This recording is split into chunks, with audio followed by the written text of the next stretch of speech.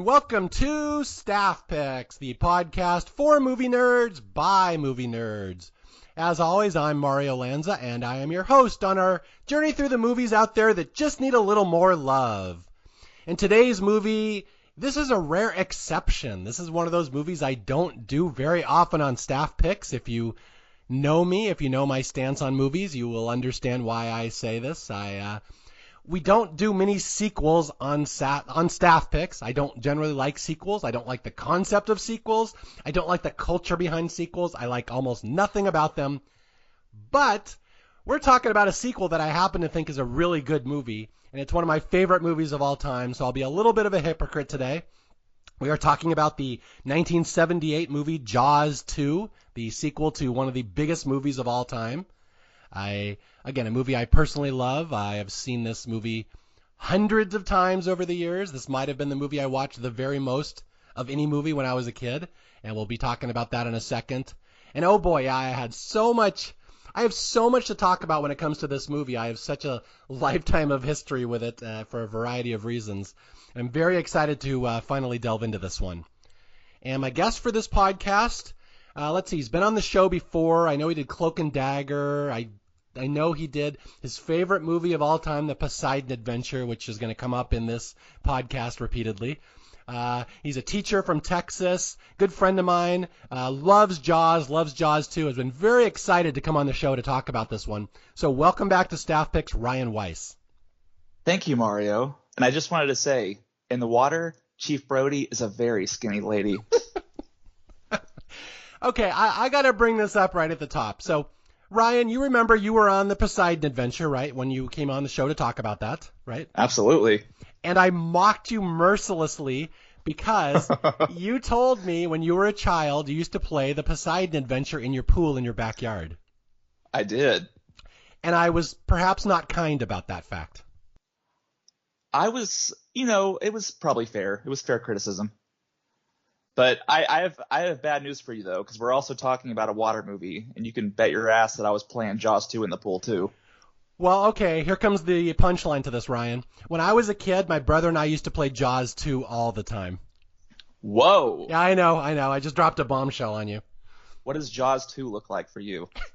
Jaws 2 involves the living room in our house. When my brother and I would spread sleeping bags around, we'd zip them up and open them up, put them on the floor, and we would play like we were the kids on the little floating boat island. And we had to avoid the carpet because the shark was under us. And this was one of the games we played all the goddamn time. That is amazing. You have definitely beat me on that. Yeah. So it suddenly reminds me, you know what was really cool, what kids used to do, is where they would recreate their favorite movies at home. I think that was a really cool hobby now that I think about it. I kept trying to be the water skier, but I kept busting my head open on the rocks. I kept blowing up when I dumped the gas can on myself. Yes. So this is my dirty little secret to everyone, that the thing that I made fun of Ryan mercilessly for is something I used to do myself in this movie that Ryan is now back on the podcast for. So I kind of asked for whatever I'm about to get on this podcast.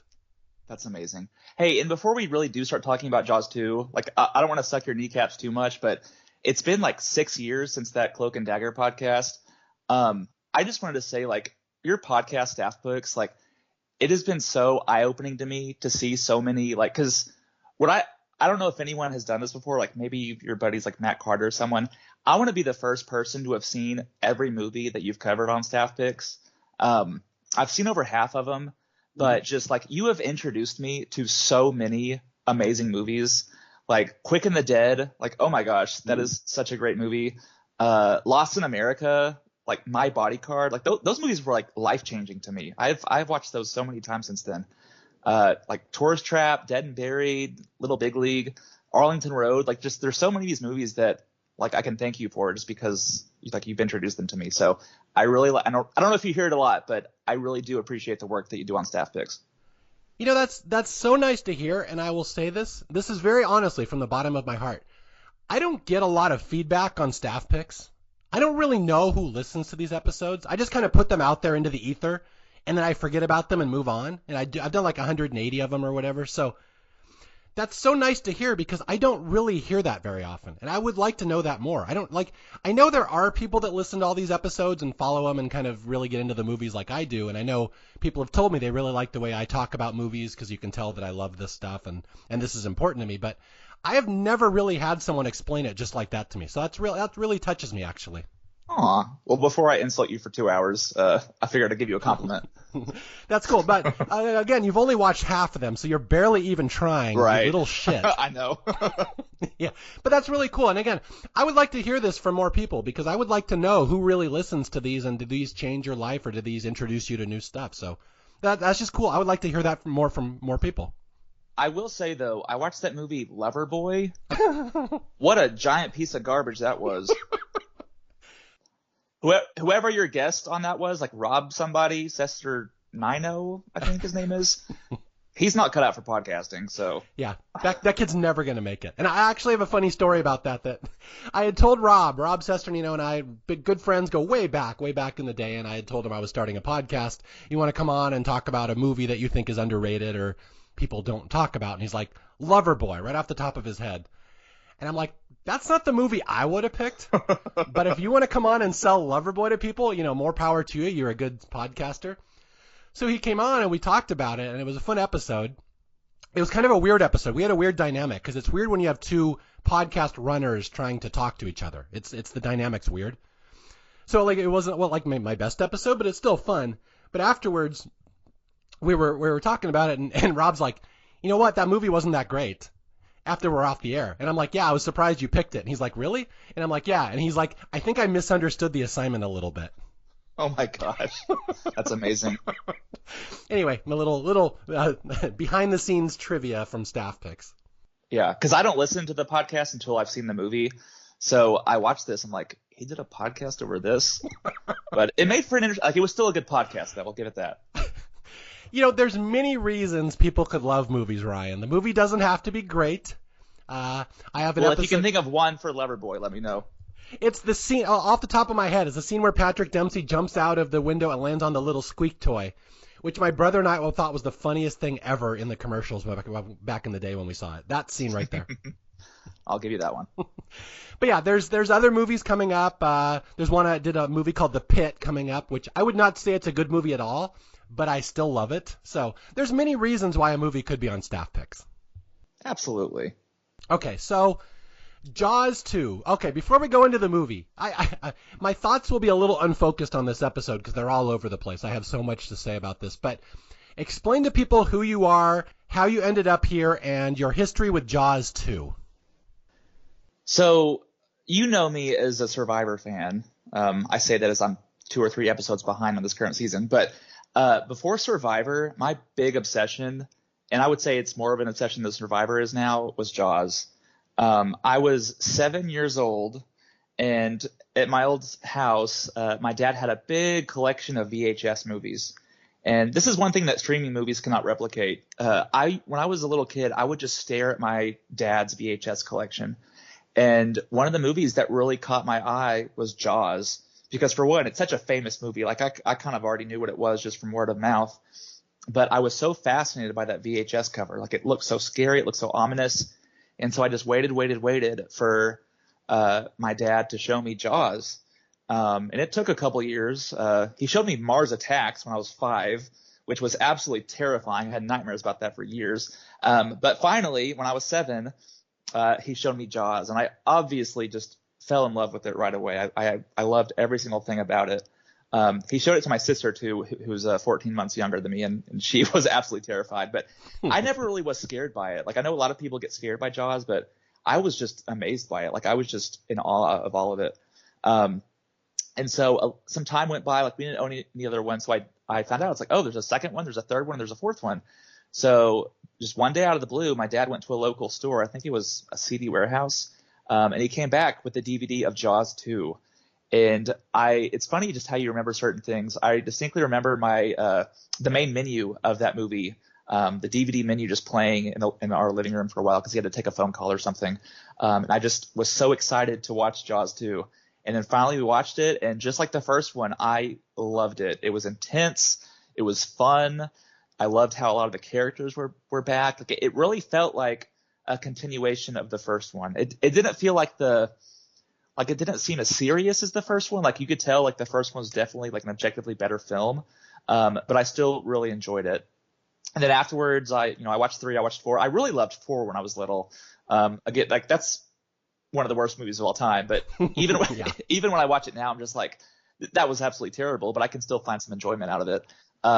3, I'm not a big fan of watching it at home, but I've gotten to watch it at Alamo Drafthouse a couple times, like with 3D and like the images all restored and stuff. And that is an absolute amazing time in the theater watching Jaws 3D.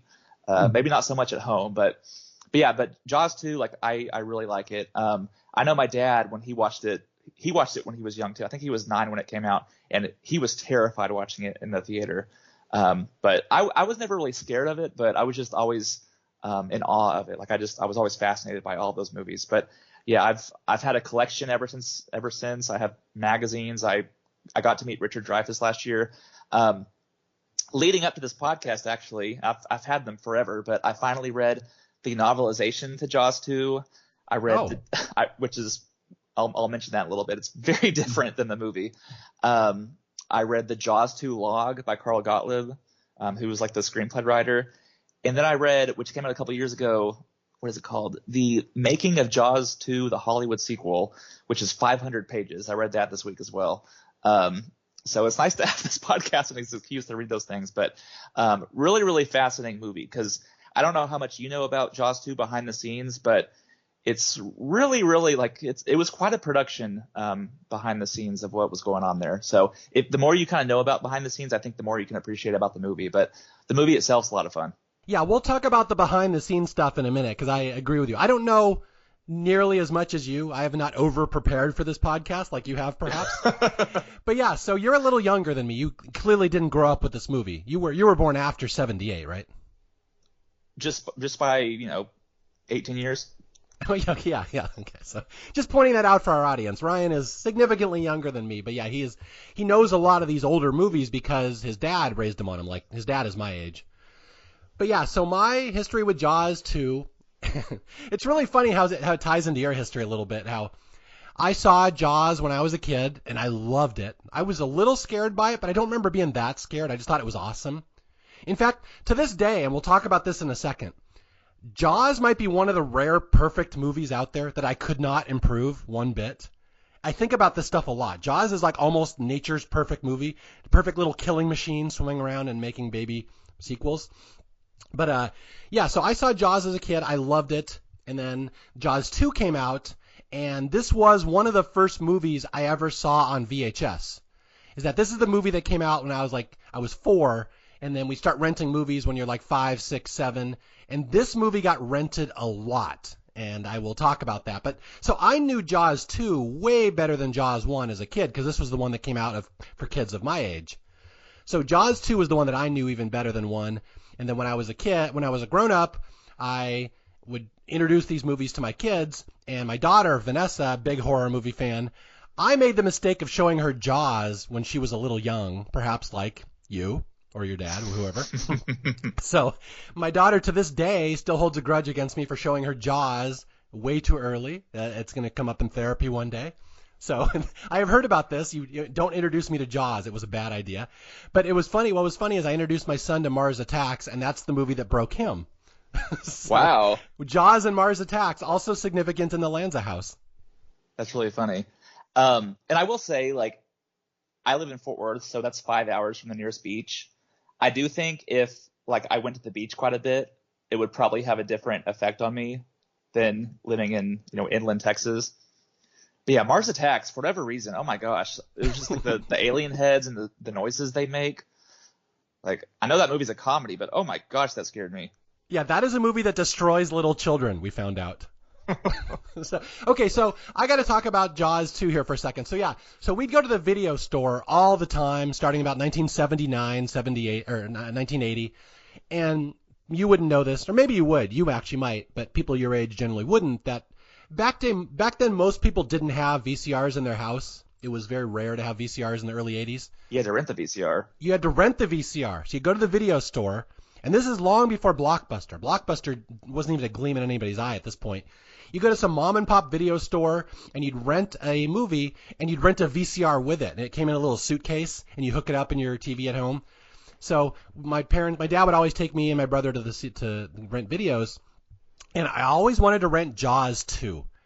And my dad would get on my case. He's like, why do we rent the same movie every time? Which you think that's a logical argument. You think he'd want to see lots of movies. And I'd have to explain to him, Papa, one day I will run a podcast where I have to go over the minutia of movies in detail, so I have to know every little detail of Jaws 2. But this was the movie my dad would always give me shit about because he would always try to get me to get other stuff, and I would always get my favorites, and this was my top. So I must have rented Jaws 2 100 different times from a video store over the years. Every single time my dad grits his teeth saying, why are we paying $1.99 for the same movie you already know? But it was always Jaws 2. And again, my dad's like, why don't you get a classic? Like, he wanted to get me like John Wayne movies or like Yul Brynner movies. I'm like, I don't want to watch that. I want to watch something cool and hip that's for kids my age, which is Jaws 2. So, like, I have a big history with this. This is the one my dad would always give me crap about. I didn't realize you had such a history with Jaws 2. Yeah, I didn't tell you this. Why has it taken us 6 years to do this podcast? Because too busy doing Loverboy. Too busy doing Loverboy. Well, just the sequel thing. The sequel thing is okay. Let me talk about this, and I will get your thoughts on this before we go into Jaws 2. I don't like sequels. I just don't like the concept of them. And in fact, what's funny is that I was reading the backstory of this movie. I'm sure you know this story, that Steven Spielberg, who made the first Jaws, they said, well, Jaws was the greatest hit of all time, the biggest moneymaker. We got to do a Jaws 2. We got to do a sequel. And Steven Spielberg said a quote which will forever live in my heart because I agree with this. He's like, sequels are a stupid carny trick. Where all you're doing is taking a movie that existed, just adding a little part on the end and saying that's a new movie. But it's not a new movie, and he had no respect for sequels. He's like, as an artist who creates stories with a start, middle, and end, I will never do a sequel because it's beneath me, basically. And I kind of agree with him, and that's my stance on sequels to this day, really. And then we had the gymnast in Jurassic Park 2. Well, okay, he changes his mind many years later, perhaps. But yeah, I mean, am I wrong about that? Sequels are not really full movies. I do agree with you. Yeah, you definitely have to have you kind of are already supposed to know who Chief Brody is. You're supposed to know who his wife is. You're supposed to know who some guy named Matt Hooper is. So yeah, it's not just some brand new original story. But it doesn't mean they're not fun though. It is interesting. I don't know if you know this or not. Jaws 2 was the first movie to have like the numerical 2 after it. Mm-hmm. Like there were some sequels around that time, like French Connection 2 and Godfather. Was Godfather 2 at that? Yeah, it already come out. But they would use like the Roman numeral 2, not like the number 2. Mm-hmm. But Jaws was the first movie to do that. So your hatred of sequels can partly be attributed to Jaws 2. Yeah, so my dad was right. My dad was right to say, stop watching Jaws 2. It will rot your brain. So he was correct. Yeah. It's there is a case to be made about the sequel thing. Okay, well, let's get to Jaws for a second. So I have long said that Jaws is a near perfect movie, and I want to get your thoughts on this. Again, this has nothing to do with Jaws 2. I feel bad if this turns into a Jaws podcast. But so Jaws, okay, I've long said there's one perfect movie in the world, and that's Back to the Future, where if you watch it, pay attention to every little detail, every sound cue, every acting performance, every special effect. There's not one thing you could change in Back to the Future that would make it better. And so I always say that's the perfect movie. And it's about the only movie I could think of I would say that about. I could always think of a little nitpick of every other movie. But one of the rare movies I think is similar to that is Jaws. And I only have one minor nitpick in Jaws, one thing I would change. Now, I'm curious if you can guess what one thing I would change. It's a really nitpicky thing. Is it when Hooper holds up the hand and says, "This is what happens"? No. Well, it's this is the you scene know what I'm talking about? I do know why. What's the joke? I'm missing the joke there. It's just there's a part where like Hooper picks up the severed hand, and he says, "This is what happens." And it's the audio and just the visual of it is way different than the rest of the scene. Like it was very obviously edited in there in post. So it's a nitpick for sure. But there's also a scene when right before Alex Kintner gets killed, where the same guy with the yellow jacket keeps walking back and forth in front of Brody, and it's the same guy over and over and over. So those are my two nitpicks, but otherwise, yes, perfect movie. What is yours? I was gonna say it's the scene where Jaws jumps out of the water and onto the orca to eat Quint. It looks like stop motion. It's a terrible effect, and it's the one thing in that movie I cannot get past. That you could improve that shot. Oh, I love it so much. I think it's part of the charm. Okay, but anyway, yeah. So Jaws, amazing movie. Jaws was, I think, the biggest grossing movie of all time for a while. And so it was a no-brainer they're going to make a sequel. I mean, that was such a big movie, and then this movie came out, I think, 3 years later. And this is a couple things I want to point out about Jaws 2 before we delve into it. This movie was a complete cash grab. They're like, the first one made a lot of money, this one will too. They were quite honest about the fact that it was a cash grab. Steven Spielberg said it's a cash grab, I don't want any part of it. And then guess what? The movie was an enormous cash grab, and this is the thing that I think has been forgotten over the years. This movie was a huge hit. That this was not only the number one best top grossing sequel of all time for a while, it was in the top 10 highest grossing movies for quite a while. So Jaws 2 was almost as big a hit as the first one, and that's something I think has been forgotten over the years. Oh, yeah. Yeah, it was definitely a sensation for a while. And that's part of why I want to do this podcast, is because even today in 2024, you see Jaws stuff everywhere. Like, I mean, I've been wearing Jaws shirts since I was 8 years old, but if you just go in public today, like, you will see people wearing Jaws shirts. If you go to the mall, like, you will see Jaws shirts in different stores and stuff. There's all these like little knickknacks Jaws things that are being produced by different companies. So Jaws is everywhere right now. And so because of that, Jaws 2, you would think would kind of get more attention. But if anything, it's gotten less attention because Jaws is still just such a phenomenon even today. Yeah, Jaws 2, it's interesting. It's located right there in the dead zone where you can't compare it to the first one because the first one was too good and too big and clearly a better movie than this one, so don't even try. But you can't compare it to Jaws 3 and 4 because they're shit. So it's like I hear people say about Jaws 2, well, it's the best of the sequels. And I don't think that's fair because I wouldn't compare it to 3 and 4 at all. It's way better than 3 and 4. Right. But then no one will say, well, it's as good as the first one because it's not that good either. So it's right there in the middle. It is weird, like when people say, yeah, it's the best of the sequels. Like, duh. Like, that's not really saying much. Yeah. Yeah, and again, Jaws 1, a near perfect movie, a great movie. But I will say, as a kid, I liked Jaws 2 more. And I watched them back to back, and I've been watching them, Jaws 2, I've watched it like 4 times in the last week just to catch exactly why I love this movie so much. Mm-hmm. And yeah, it's not as good as the first one. It's not trying to tell a full story, but goddamn, when this movie gets going, like the second half of Jaws 2, I think might be better than the second half of Jaws 1, to be honest. And it's astounding to think that. That is pretty astounding to think that. I'm not sure if I'm quite on I know. that. Yeah, I don't know if you'd agree with that, but like I know what you mean though. It gets intense real quick. Well, yeah, and Jaws 2 ends strong. And that's the thing with movies, and you see this about a lot of stories, and I've talked about Survivor over the years too. When a season ends strong, you think it was better than it really was. And Jaws 2 is like the king of the last half hour just rocks, and you think it was an amazing movie, and you kind of forget the first half is kind of pointless. But it's that second half, and that's why we're here on this podcast today. Mm-hmm. Yeah, absolutely. And I will give this to older movies. Like nowadays, like they have like Lord of the Rings syndrome where it's like 10 different endings that take 30 minutes. Those older movies, like both the first one and the second one, the shark dies and then boom, the movie's over. Like they don't waste any time wrapping things up. Yeah, there is no false ending in Jaws. I was noticing that. The credits are literally like 45 seconds after the ending. Mm-hmm.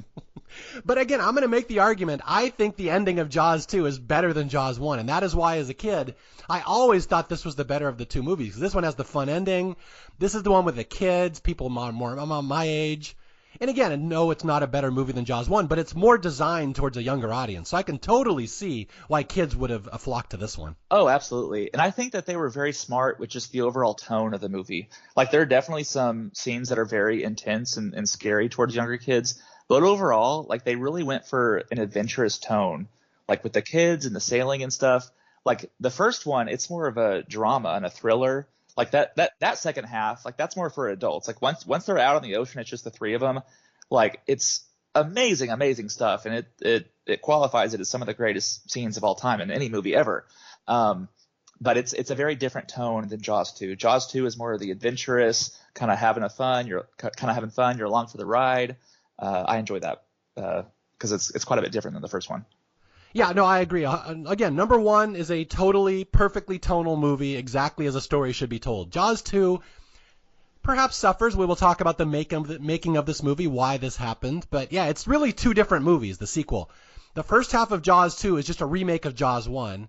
And there's really nothing interesting about that other than the water skiing scene, really. Mm-hmm. But then the second half of this movie starts, and it's really, and I've seen it described this way, it's a Friday the 13th movie. And I'm like, yes, that is what the difference is between Jaws 1 and Jaws 2. The second half of this is a straight-up slasher movie. And again, people may not like that. It's not really like honorable to be making slasher movies, but it does what it's trying to do very well. Mm-hmm. I wrote that in my notes multiple times that, like, is this a Friday the 13th movie? Yeah. And you forget, like, this is 2 years before Friday the 13th even comes out. Mm-hmm. Like, there are certain scenes in this, like when they're in the bar or when the first attack happens, I'm like, this is just a ripoff of Friday the 13th. But it's not. Yeah, so we've talked about this on staff picks when slasher picks start. It's really Halloween tends to get credit for it. Mm-hmm. Black Christmas should get credit for it, but Halloween tends to get credit for it. And then Friday the 13th is where it really kicks into high gear. But Jaws 2 is in between Halloween and Friday the 13th. So if you just want to look at the evolution of slasher movies, watch the second half of Jaws 2 and realize this came before Friday the 13th. I'm glad you pointed that out because it's very striking when I look at it. And that's never in any discussion. Like when you look at slasher movies and stuff, Jaws 2 is never ever mentioned. Yeah. Yeah, and it's again there's a couple scenes in this movie I cannot say enough about once we get up to them. The Tina and Eddie scene in the boat, the scene with the no-name girl getting munched behind Sean, and then the ending. Like, oh my God, those are three of the most iconic scenes I can think of from any movie of that era in general, let alone just a horror movie. So yeah, I'm really high to talk about those three scenes. And not only just like from a viewer perspective, but from a movie making perspective too. Like just how they pulled off some of those scenes was really impressive. Yeah. Okay. Since you did mention the movie making process, I know you've researched this. I feel I could discuss this, but you will do a way better job of this. Discuss some of the troubled history on why it was hard to bring Jaws 2 to the screen. So they first had a director, John Hancock, and he wanted the movie to be dark and dreary. He wanted the city or the town of Amity to be in ruins after the first one, like their economy was in shambles and stuff. And so he had this idea of having just this really dark and dreary movie. Turns out Universal and the other producers were not a big fan of that. And it was really interesting reading like the making of the movie Jaws 2 book I read this week. It was interesting reading about that first director because half that book I read is just interviews from the cast and crew. And a lot of them would like dance around the reason why John Hancock was fired. The pretty common consensus is that he was too slow to get work done and just he was kind of clumsy with doing some of the water scenes because apparently John Hancock's his experience was mostly just like serious dramas on land. And when you're doing a water picture, it's quite a bit different. And so they axed him. But again, like it was really odd how the book kind of danced around some of it, but there might have been more than the public knows. But so they brought in a guy named Jeannot Schwag. Am I saying? Do you know if I'm saying that right? I don't know. You're just gonna have to make up some sounds. I have no idea how to pronounce this guy's name. Yeah. So they brought him in, and he and kind of the production in general, they wanted the movie to be more light and adventurous. He added a whole bunch of character scenes and kind of got rid of all the dreariness that Hancock had. They did a big overhaul of the cast. Like they replaced the actor that played Mike Brody. They replaced the actor that played Sean Brody. They replaced a whole bunch of the other Amity kids. In that process of firing a lot of those Amity kids was pretty unprofessional, it sounds like, with the way that they did that. Well, even the way they hired John Hancock, they didn't tell it to his face. They just took him to the airport and his bags were at the airport. Like they didn't formally tell him like, hey, like, you know, you're getting canned. So that's Here, go sign the Declaration of Independence. yeah, big letters. Yeah, so they brought in Jeannot Schwag, who added a bunch of character scenes. The screenplay was also had a big overhaul. The screenplay was pretty serious. There wasn't a lot of characterization with the teenagers. So they brought in Carl Gottlieb, however you say that, who did the screenplay for the first one. So he brought a lot of life into the movie too. He made it a lot more adventurous.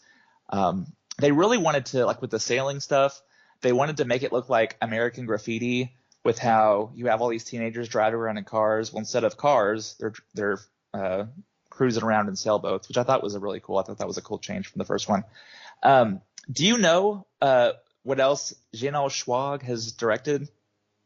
You know, I looked him up the other day and I knew this, but I've forgotten. I'm sure you know. Please tell me, Ryan. So it's interesting because, like, the books I was reading, I mean, and I will argue he is a very good director in this movie. I think the framing of everything is really good. But the books I read, like, they go on and on about how methodical Jeannot is and how he was very knowledgeable about film history and how movies were made. The two movies he directed after this, Supergirl and Santa Claus the Movie. Wow, that's quite an arc. Yeah. Yeah, very, very methodical indeed. Wow. It was funny. I didn't know this history. Okay, so my wife and I were watching Jaws 2 for the first time, and the opening credits start, and I'm like, I don't think Spielberg did this one. I don't remember Spielberg. And then this French name comes up. Like, what the fuck is this Scrabble hand here? I've never seen these letters together in one word.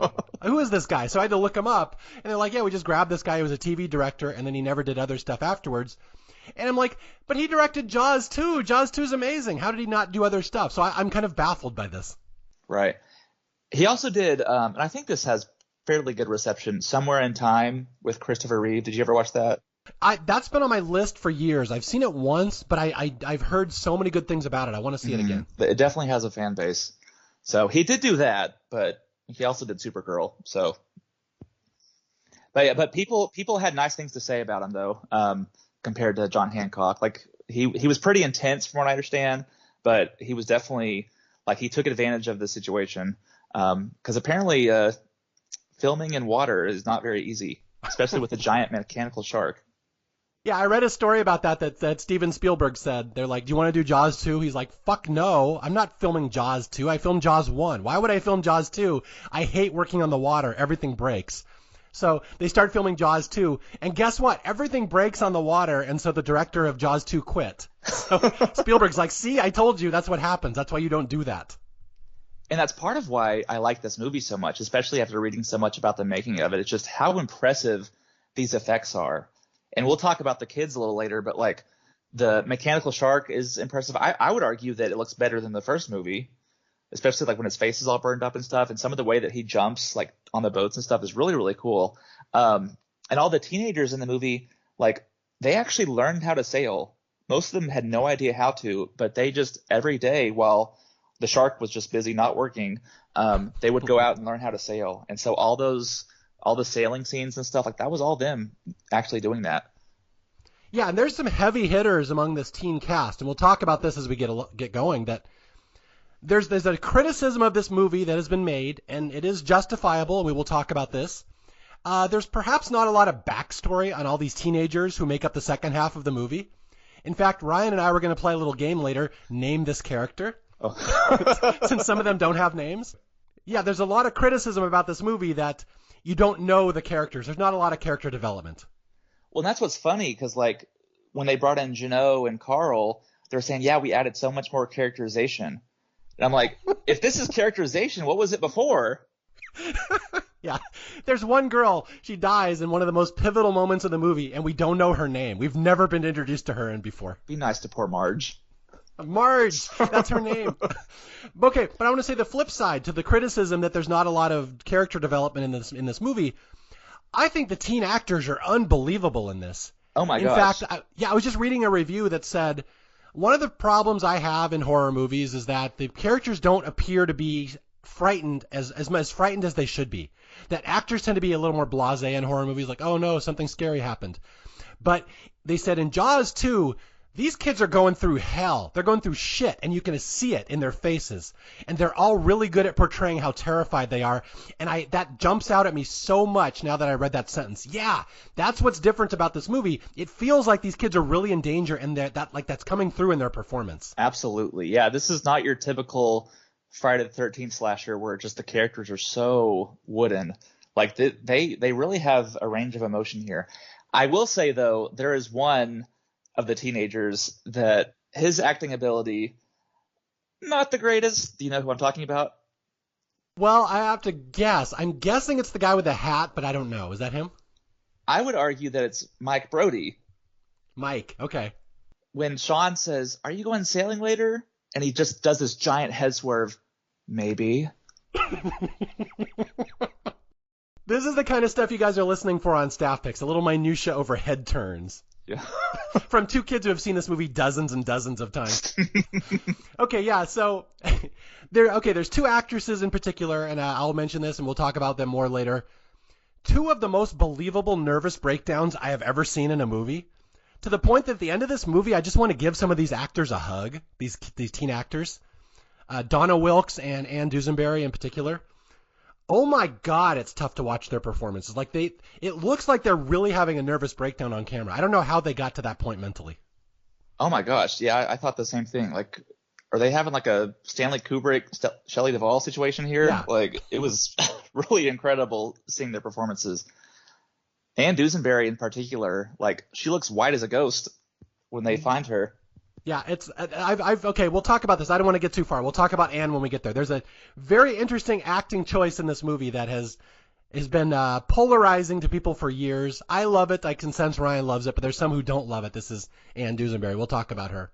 Okay, anything else you want to say about the production of this movie, the troubled history? One thing I wanted to add, I remember as a kid, I had the Jaws 2 novelization, as you do. This was very typical back in the day. They'd have a tie-in book with a movie. You'd buy the book and read the book.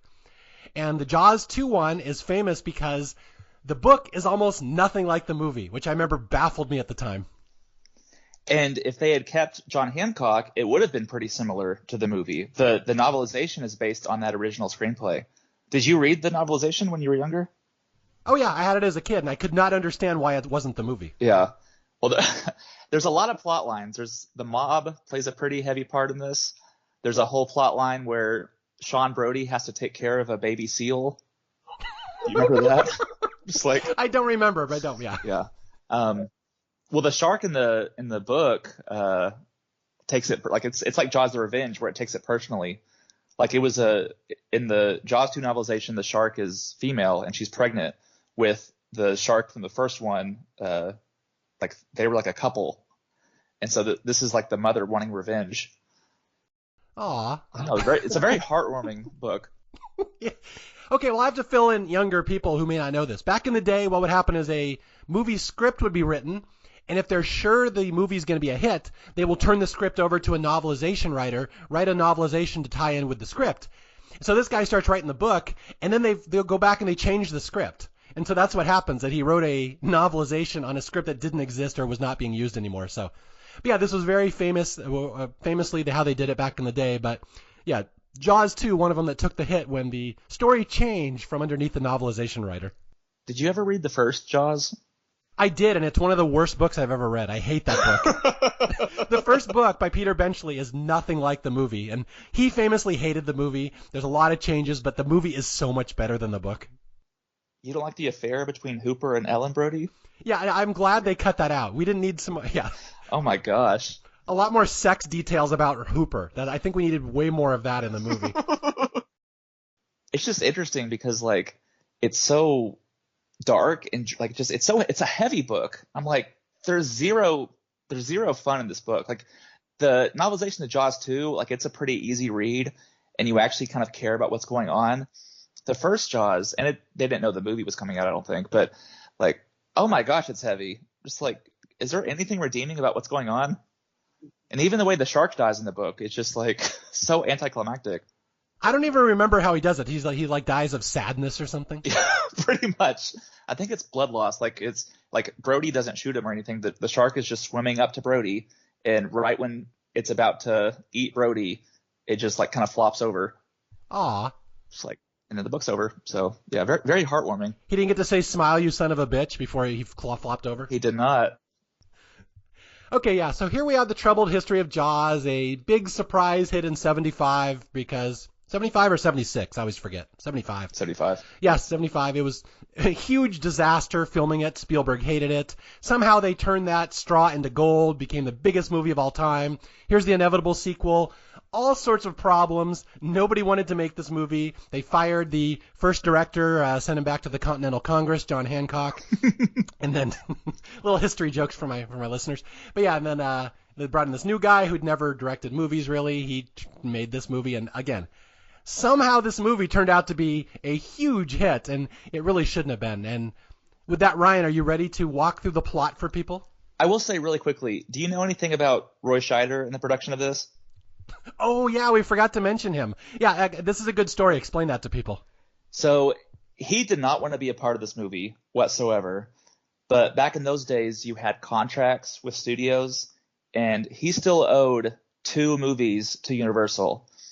And so they were so desperate to get him as a part of Jaws 2, they said, okay, instead of 2 movies you owe us, just do this one and you'll be good.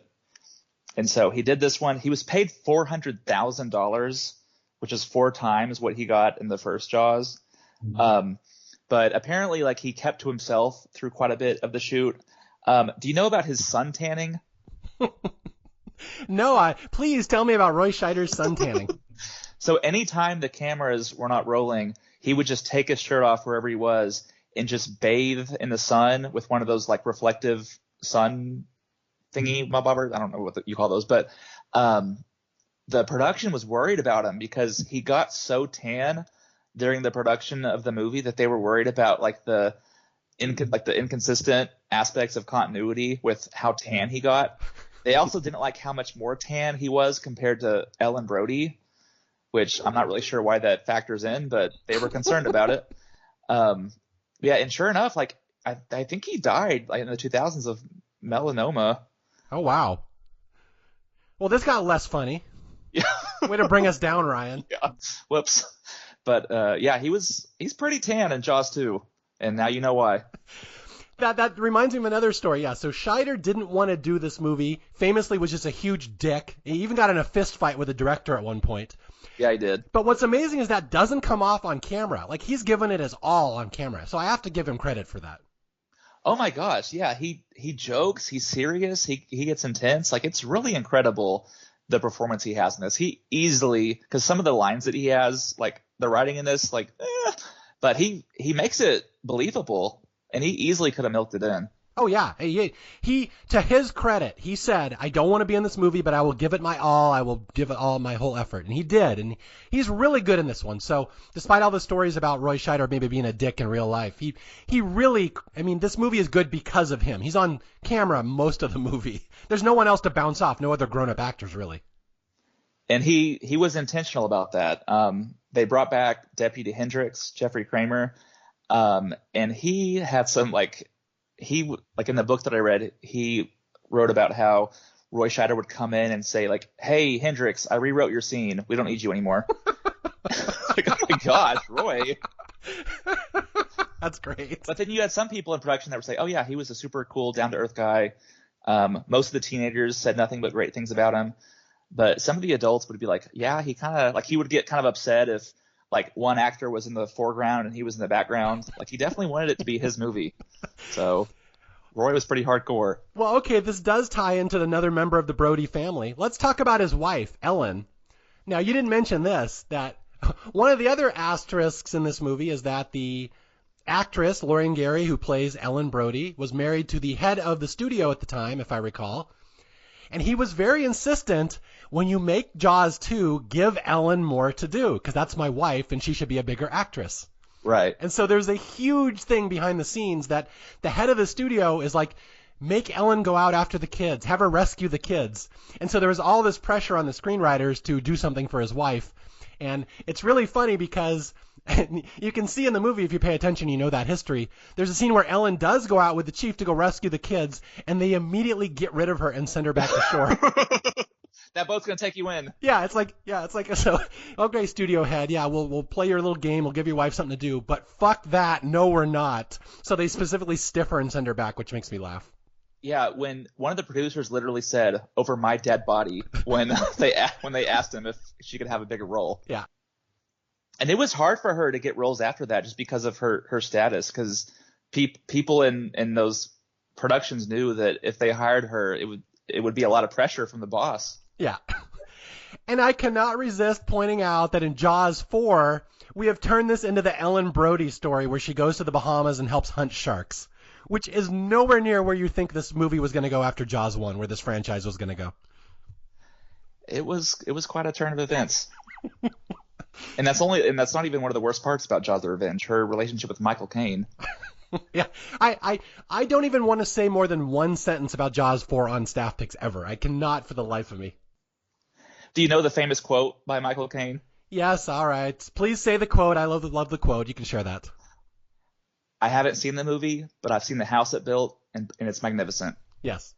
Michael Caine never even watched the movie he starred in. All he knew is that it paid for his house. So Jaws 4. So anyway, yeah, lots of troubled history with the Jaws franchise and the sequels. Jaws 2, an enormous mess behind the scenes. Everything should have flopped on this movie, and somehow it doesn't. And we're going to go inexplicably go into how this movie somehow became a hit. There is one more person from this cast I want to mention. So they also brought back Murray Hamilton, who plays Mayor Vaughn. And I don't know if you picked up on this. To me, he looks noticeably, and it's only been a couple years, but he looks noticeably older in this. And like he was very soft spoken in the movie. Like he doesn't just really seem as passionate as he did in the first one. Mm-hmm. And sure enough, behind the scenes, he had just found out that his wife had some sort of cancer or some medical condition. So all of his scenes were filmed first, and then he went home. So Ryan, you're just hitting me with a bunch of fun facts about cancer today. Right. Yeah, I didn't know that. But yeah, he's not in the movie much. Yeah. Okay. So here we go. Jaws 2, just one of my all-time specialty movies. I was so excited when Ryan and I finally agreed to do this. It was like visiting an old friend. I had not rented this movie in a while, so it was fun bringing it back. So we opened Jaws 2 just like Jaws 1 with an undersea scene. Although what's interesting about this second one is that the first one starts very ominously. This next one, Jaws 2, starts very whimsically, kind of magically with this gentle harp music underwater. Mm-hmm. But also we have the same font as the first one. So I like the way that they did this because you can tell that it's a Jaws movie, but the very whimsical music kind of makes you think that it's going to be a different feel. Mm-hmm. And to be fair, it does kind of have a different feel as we get going. Oh, okay, absolutely. Yeah, so, we start with these scuba divers underwater. They're just swimming around, taking pictures of stuff. And they don't explain this in the movie, but again, Ryan and I know the backstory. This is technically 4 years after the original Jaws, correct? Yes. Well, 3.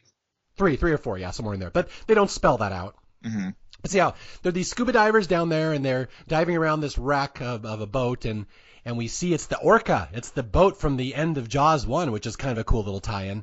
And they're diving around there, and here comes the music. Yep. And I will say, pretty big inaccuracy, because like they had the name Orca on the side of the boat. Not really remember seeing that in the first one, but I'll give it to him because I guess the back of the boat was pretty chewed up by the first shark. But anyway, yeah, it is a cool scene. And you're gonna hear me say this again. The music in this movie is by far my favorite thing about it. I might even argue that the music in this movie is better than the first one. Like I think them bringing back John Williams did this movie so many favors. Yeah, and I read the reviews of at the time that said the same thing, that, this movie's not ostensibly good, but they brought back the right people. And by the right people, we mean the guy who did the sound. Yeah, so John Williams is back for this one. He does a lot of the original music, but there is a lot of new stuff in this one too. And I kind of agree with you, Ryan. Like when I think back to the Jaws movies as a kid, it's the Jaws 2 soundtrack that I remember. Mm-hmm. And like you said, it's very whimsical because they told John Williams, like, hey, we're shooting for more of an adventure type of movie. And so a lot of the tracks are just very light and fun. Yeah, we'll see that more as we get the boating scenes for sure. Yeah, so the movie starts with these two photographers, and they're just taking pictures, and something comes up behind them, and you see Jaws. And I forget, do we see the shark here at the start, or is it kind of implied? I kind of forget how much you see of him. I think we see like a shadow. We might see some brief glimpses of gray. And something I wanted to ask you is, so critics of this movie, especially in recent years, they like to like ask like what could have made this movie better. And something that people like to argue is, should we have seen the shark at all in the first half of the movie? Should have been more of like a mystery where Chief Brody, he's really not, well, I guess like we, the viewers, aren't totally sure if the shark is real or not. Like we're kind of with the mayor and the real estate guy. Like we're not sure if Brody's actually crazy or not. I like what the production actually did. I think it was smart to show the shark because obviously there's going to be a shark. It's a Jaws movie. So I'm glad they didn't take it quite as seriously as that. But some of the more snobby critics would have said or have said that, yeah, it should have been more of a mystery where we, the audience, don't know if there's a shark or not. Yeah, and I see that logic. I see what they're going for, why they asked that question. But I saw on the DVD, I was just watching the DVD this morning, and the director even talks about that. He's like, the first movie was famous for you never see the shark. That was the whole thing. That's like the selling point of the first Jaws. Spielberg couldn't get a working shark, so he had to hide it. He had to make it all mysterious. And he's like, when we got to Jaws 2, I'm like, I don't want this to be compared to Spielberg's movie. I want it to be something different. So he specifically said, right from the start, I'm like, we're going to show the shark as much as possible just so it doesn't look like we're trying to pull off the same trick. So, yeah, story-wise, it changes the story if you see the shark. But he says there's a very realistic and logical reason why I didn't do that, because I'm trying to make my own piece of art here. Right. And if they would have gone the whole mysterious route, like that would have seemed more artsy. And like it's a Jaws movie. Like we're not trying to make Citizen Kane here. Like I'm glad they chose it to be more adventurous and more fun. Well, yeah, one review at the time I read from 1978 said, there's a big difference between Jaws 1 and Jaws 2, and that the difference is we see the shark all the goddamn time in Jaws 2. And he's like, but it makes sense to me because by Jaws 2, Roy Scheider's not the star, Dreyfuss, Robert Shaw are not the stars. The shark is now the star. So of course you want to see your star. Right. I love that. Yeah, that makes sense. And another thing the director said about the change from the first one. In the first one, the people are hunting the shark. In the second one, the shark is hunting the people, which I love. Yeah, that's, I had a friend on Facebook just comment that the other day when I said I was doing Jaws 2, and he said, I always found Jaws 2 scarier than Jaws 1 because at the end of Jaws 1, they all have weapons and they're fighting the shark. In Jaws 2, nobody has a weapon. Those kids are sitting ducks, and that's way scarier. Mm-hmm. Absolutely. Okay, so the movie starts, you have these photographers get ambushed by the shark, and again, it's inconsequential. We don't really know who these characters are. We don't care. We just know that there's a shark in the waters again 4 years after the original Jaws. And what's important about this scene is that one of them, as he's getting attacked by the shark, turns around and takes an underwater picture. This will become evidence later to convince Brody that there's a shark. But that's all you need to know for now. We don't care about these characters. Who cares? Right. Speaking of characters we don't care about, let's go meet some teenagers. At the Amity Scholarship benefit. Okay, I'll set this up and you can describe it to people. So, again, Amity is slowly getting back on its feet after the shark attack of 3-4 years ago. They're inviting real estate developers into town. They're starting to build up their industry again. And there's a huge gala, and this opens the movie at some Holiday Inn where they're opening a new hotel. So, Ryan, set the stage for us. This is where we meet most of the characters from this movie. Yeah, so we have this big event that Chief Brody has to go to. He arrives late, of course. He speeds through town honking at everyone. So great protagonist right away. Also 2 minutes into the movie, he whistles at a high school girl. Again, not sure why he's the protagonist, but okay, he redeems himself later on. But yeah, we do get introductions to some of these teenagers and just very quick little quips by each of them.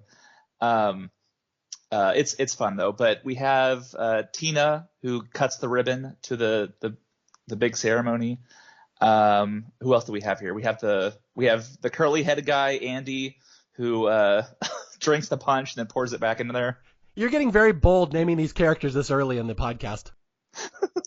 I remember you used to talk about the Friday the 13th characters. I'm like, how the heck do you know who these people are? I'm like, yeah. I can name Jason and that's it. So that's kind of how I am with the Jaws movies. I can probably name most of them. Yeah, okay, so it's a big gala, and Brody's there with his wife. His wife is now a real estate agent. I think she sold the property for this hotel. So it's a big deal. Yeah, big gala, and it's big, like the big coming out ceremony for Amity as an industry for tourists again. And yeah, we meet the teenagers. We'll talk more about them later. The big one is Tina Wilcox. She's Miss Amity, played by an actress named Ann Dusenberry. She gets to cut the ribbon. She's cool. Although, let's see, what else do I have about this scene? I don't have a whole lot of notes in the first half of this movie.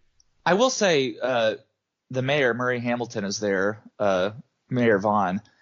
How the heck is he still this town's mayor after the first movie? Yeah.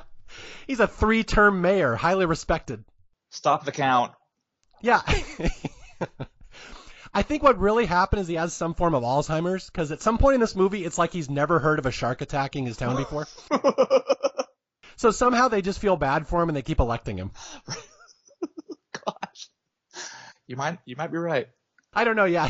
After that first movie, he comes back and he makes the same mistake again. So yeah, the whole town is there, and we just meet all these teenagers, and we meet the Brody's 2 kids, and again, we're just setting the stage. You don't really have to care about any of these people. What's important is the town is getting back on its feet, and they're very excited to have industry and investors coming in again. It's a big deal. And God, I really have no notes on this scene. Yeah. This is like a 10-minute scene. There's not much.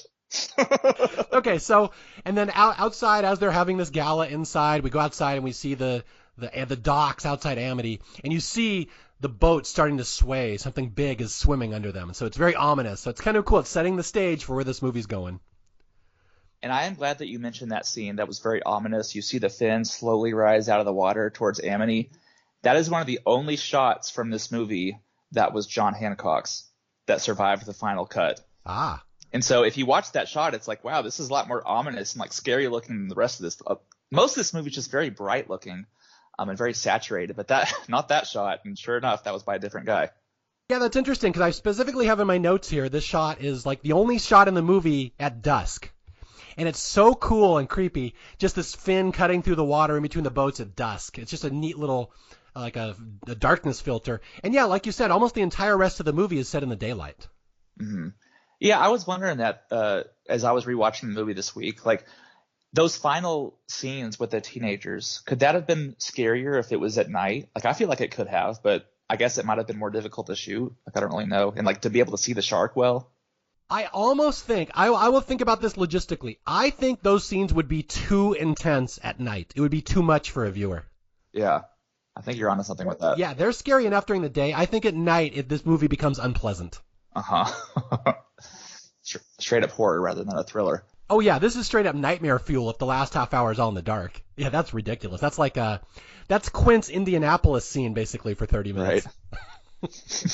Okay, so we meet all the teenagers, we meet the town people, and now we get this first montage of all these kids. There's a little beach montage of all the kids in Amity going out and sailing and playing on their sailboats and throwing water balloons at each other. And again, it's just we're meant to understand the culture of this town. Everyone just lives on the beach all summer and they just frolic. And I think that's part of why I find this movie so fascinating, because that type of like culture, this boat culture, like a kid from Fort Worth, Texas, I could not be further removed from that kind of environment. So it is kind of like my two favorite shows, or my two favorite movies and my favorite show all take place on the water, like Poseidon Adventure, Survivor, Jaws. And so I think part of it is just because it's just not my element. And so I just find it really fascinating. But this Jaws 2 in particular, with just all the kids sailing and stuff, it's like that is never going to be my world, but it's really cool to watch. Well, it's funny because I grew up in Seattle, which is obviously on the water, but not hot like it would be in Amity Island in New York. So like there's no boating culture like that off Seattle because it's too cold. The water's too cold. So yeah, so even I'm like, yeah, this is a neat little movie. I love seeing this culture that even I, growing up on the water, have never seen before. We also, in this scene, we get our introduction to Keith Gordon and his buddy Timmy with the afro. Timmy! Yeah. I did think of that when I was watching this. Like, what an unfortunate name. But it fits the character well. Yeah, we'll talk about some of these teen actors here. I'm trying to gloss over them until we get to the second half, but there are some heavy hitters in this movie, actor-wise, and that's another thing that kind of benefited this movie. These are not bad actors. Like, these are no-name, nondescript characters who exist just to be scared and eaten, but there's some really good actors in there performing these roles. The main one being Keith Gordon, who, Ryan, can you explain who that is to people? So Keith Gordon was pretty unknown at the time, but he went on to do Back to School, Christine. There was another one he did. What was that? Was there another one he did? Those are the two that I know. He's got a lot. Those are the big ones. Yeah. But apparently he was super fun to be around. He talked about in that book I read that he was kind of an outcast, which I'm just shocked to hear. What? The nerdy guy was an outcast among the cool hot people? Yeah, apparently there were a lot of hookups among those teenagers, and I guess Keith was a little left out. I don't know. Okay, yeah, Keith Gordon, big shot actor, director of the 80s. I love this guy. He's good in everything. But yeah, this was his first movie. On the DVD, they say he was only 16 when he got cast. That's maybe why nobody was hooking up with him. He was a little kid. He's the scrawny, annoying nerd, which is a good role for him. That's also who he played in Christine, too, so that worked out well. Right.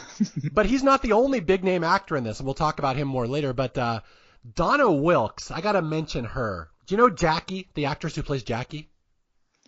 I know her name is Donna Wilkes. I don't know what she does outside of Jaws 2. Okay, yeah. Donna Wilkes was a big-name actress for her era, too. She was, I just read up on her right before this podcast. She was a bilingual English and Spanish speaker, grew up partially in the Dominican Republic. Her mom was like a Spanish dancer. Came to the U.S., wanted to be an actress. Convinced everyone she was 18 when she was really 15. Uh-oh. Got cast, yeah, she got cast in Jaws 2. This was her first role. She plays Jackie, the girl who will have a really horrendous nervous breakdown right at the end of the movie. It's pretty intense how hard she goes. But after this movie, she was in a Different Strokes spin-off called Hello, Larry. She was in a bunch of slasher movies in the early 80s where she almost always plays like a schizophrenic or someone with mental issues because she loves going to dark places when she acts. And then she was in a very iconic trash movie called Angel in 1984 where she plays a high school honors student who is a Hollywood prostitute at night. And she gets hunted down by a pimp. And it's a very famous movie. And I didn't realize when I was a kid, oh, that girl from Angel is the girl from Jaws too. But she's the other big hitter in this movie. You were watching prostitutes when you were a little kid? I'm not going to comment on that at this point, but yeah, I've seen it. Angel's a good movie. Yeah, I have not seen it, but I've heard it's good. I walked in the back sections of mini video stores as a kid. I was aware of what all the horror and trash movies were. Let's just put it that way.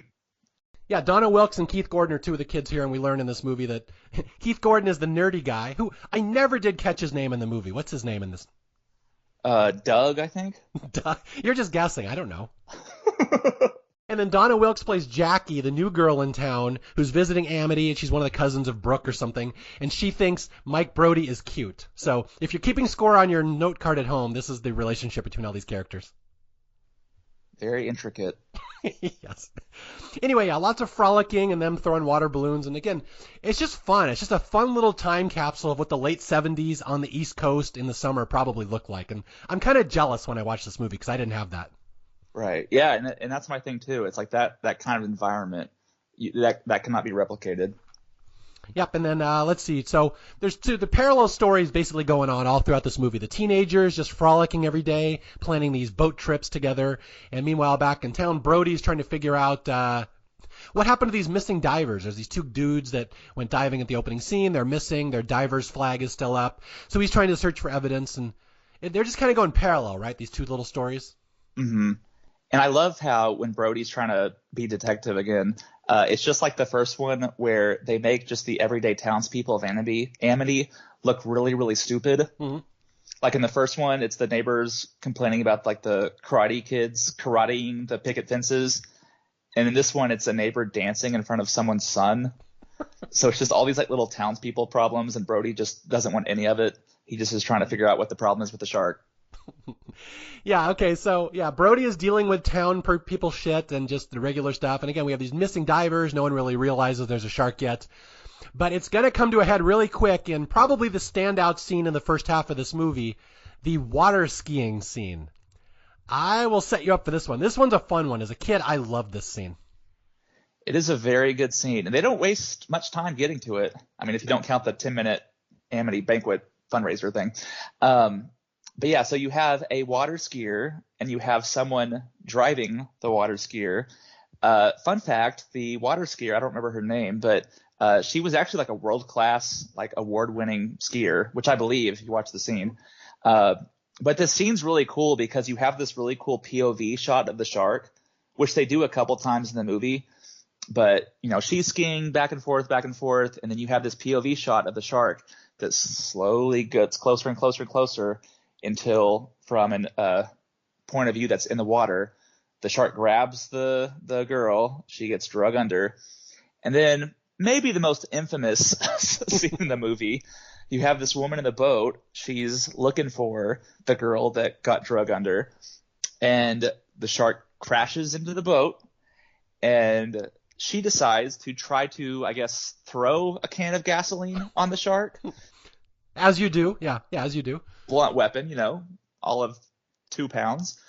So she throws it on the shark, but I guess the cap for the gasoline was open because the gasoline pours all over herself. And so she's like, oh, I know, I'll shoot a flare gun at the shark, but aim it in the boat instead. So... But I will say, as much hate as this woman gets for blowing herself up, she gets a little damage on the shark. It gets a little charred up in the face. I thought you were going to drop a little fun fact. Fun fact, she got cancer after this movie. Oh, my God. You set me up earlier with that. Come on. Yeah, that was A+. Yeah, so, this is the scene, the big standout scene, the first half of this movie. This is the one was featured on the DVD or the VHS cover art, the shark rising up behind the water skier. This is a big one.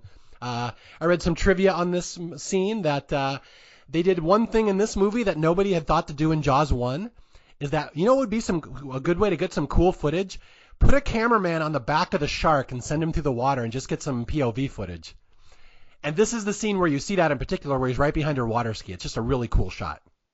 Yeah, and that's part of what I vouch for this movie is, like, it's not just a repeat of the first one. It's not some random offshoot. Like, it does a really nice continuation of the first one, but also adding new things, both with the mechanical shark and the way that they film certain things. Like, it's really cool how creative they were with a lot of the stuff. Yeah, I agree. This scene is a standout. This scene would easily fit in the first movie. It's a good one. I just love the way it's shot. And then, yeah. So the water skier gets eaten, and then the lady who's towing her, which I think I read somewhere is supposed to be her mom, but they don't spell that out in the script. The mom turns around in the boat to see what happened, and then... All right, I got to talk about this. The shark does a lot of things in this movie that I don't think sharks do. If we're going to go for realism, the amount of time the shark will physically just ram a boat with his snout just because he can, I don't think sharks do that in real life. No. But they do that a lot in Jaws too, and he does that here. He rams into her boat. And like you said, she screams, she throws gas, she somehow blows her entire boat up. But in the process, she scars the shark. He has this huge scar on the side of his face like Freddy Krueger the rest of the way. So I kind of appreciate that. Yeah. The shark also swims backwards quite a bit. I don't think that's physically possible for sharks to do. Oh, when does he do that? I'm trying to think. Right before the boat blows up, when she shoots it with the flare gun. Oh, I had no idea. Swims directly backward. Yeah. Wow. Okay. Well, he got cancer too, anyway. So, just kidding. So what happens is 2 people are dead because of the shark. The shark has a huge burn scar on the side of his face, which looks really cool later in the movie, although I did notice it disappears in one scene, if you'll pay attention. Oh, does it? Yeah, there's one scene where it's not as prominent as it should be. Mm-hmm. But yeah, so the damage is 2 people are dead. There's witnesses that saw the boat blow up out in the ocean, but no one saw the shark. So this is going to be further the mystery. Why are people disappearing and what's going on? Right. All right. So I think we're just going to fast forward to the first part of this movie because I'm dying to get to the second part. So basically, there's a lot of drama at home with the Brodies that the Brodies, Mr. and Mrs. Brody, have 2 sons, Mike and Sean. Mike is the oldest one, Sean the little one. Oh, did you read the trivia about Little Sean, who almost played Little Sean in the movie? Ricky Schroeder? Ricky Schroeder from Silver Spoons was cast as Sean Brody. Was he the Kodak kid? I think he was. He was like the most beautiful little boy ever designed. He was in everything around that era. Mm-hmm. Yeah, so Ricky Schroeder was originally Sean Brody. He had to drop out when they changed the cast and he got too old. So yeah, but he could have been Sean Brody in this movie. Would have been awesome. Yeah, and he was only I think 6 years old. He was really, really young. Yeah. It would have been really interesting to see Jaws 2 with Ricky Schroeder. But yeah, so these are the two sons, Mike and Sean. And I think from here on out, it's just Mr. Brody telling Mike, I don't want you out sailing with your friends every day. I don't like the ocean. Which I saw a lot of critics pointing this out, that there's no character development in Jaws 2. Like, the mayor was corrupt and didn't know anything about sharks in Jaws 1. He still is corrupt and knows nothing about sharks in Jaws 2. Brody is scared of the ocean in Jaws 1. In Jaws 2, he's still scared of the ocean as if he's never been on a boat. Yep. Hey, but Ellen Brody, she gets out there for 30 seconds.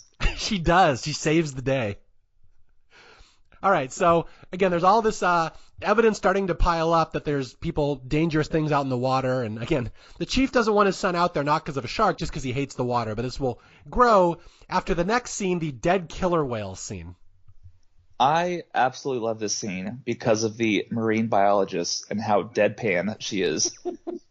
Brody's like super paranoid and just jumping up and down. The bites are big, really big. And she's like, after we look, we'll talk. All right. I will set this up. You can describe this one to people. So we have one day our Miss Amity, Tina, and her boyfriend Eddie are frolicking on the beach and playing grab ass, whatever they do. And one day they're running down the sand and they stumble upon a dead killer whale right off the shore. It's laying there on the beach. And there's a giant bite in this killer whale's face. And so this will, of course, lead to a lot of drama as Brody calls in a marine biologist to check out the bite marks. Yeah, and he's being a total spaz about it. He's telling her, I've had some experience with sharks. And she is not buying it. She could not care less about what sort of experience he's had. She's saying, oh, have you? And he's saying, like, it's a shark, or isn't it? Like, is it? And she's saying, possibly. And he's saying, wow, this is like a really big fish. He's talking about the whale. It's like, this is a big fish. And she says, this is a mammal, not a fish. My wife loved the scene. We were just watching this where he's like, did you see the bite radius? And she's like, what's a bite radius? I'm like, yeah. How would a marine biologist not what a fucking bite radius is? Right. Yeah, very unique character. But the best line of all is when Brody asks her, like, if there was a first shark and it was destroyed, because this second one come after the same people, and she says, sharks don't take things personally, Mr. Brody. Well, they will in 2 more movies. Yeah, that's literally the plot of Jaws 4, if you don't know, that the shark took it personally and chases Ellen Brody to the Bahamas. So maybe they had Jaws 4 planned out and they were doing some foreshadowing. Yes. Okay, yeah, this is a really goofy scene where the marine biologist is just not having his shtick at all. But she does point something out. And I always kind of forget this if you pay attention to this as a movie, that they do foretell where the movie's going later in the movie. They do make an effort. She's like, well, sharks are attracted to places like Amity for a variety of reasons. She says, rhythmic, odd sounds, like sonar. They can detect anything odd and rhythmic in the water. And this actually becomes important later in the movie, so do remember that. Mm-hmm. We also have the foreshadowing, it was a scene or 2 before this, or after this, I don't know, where you see the power line, where Hendrix and his buddy go out, and up comes the power line from deep under the ground, and that's going to be foreshadowing too. Yeah, see, as a kid, I didn't remember that scene, but that is grown-ups trying to make a legitimate movie with foreshadowing. Yeah, there's a huge cable in this movie. Amity is an island. It's powered by a thing called Cable Junction out in the water that has like a power station. Underground cables bring power to the island, and this underground cable will become very important to the end of the movie, but we see it here early in the movie. They accidentally drag it up with their trawler, so I forgot about that. They actually call their shot here.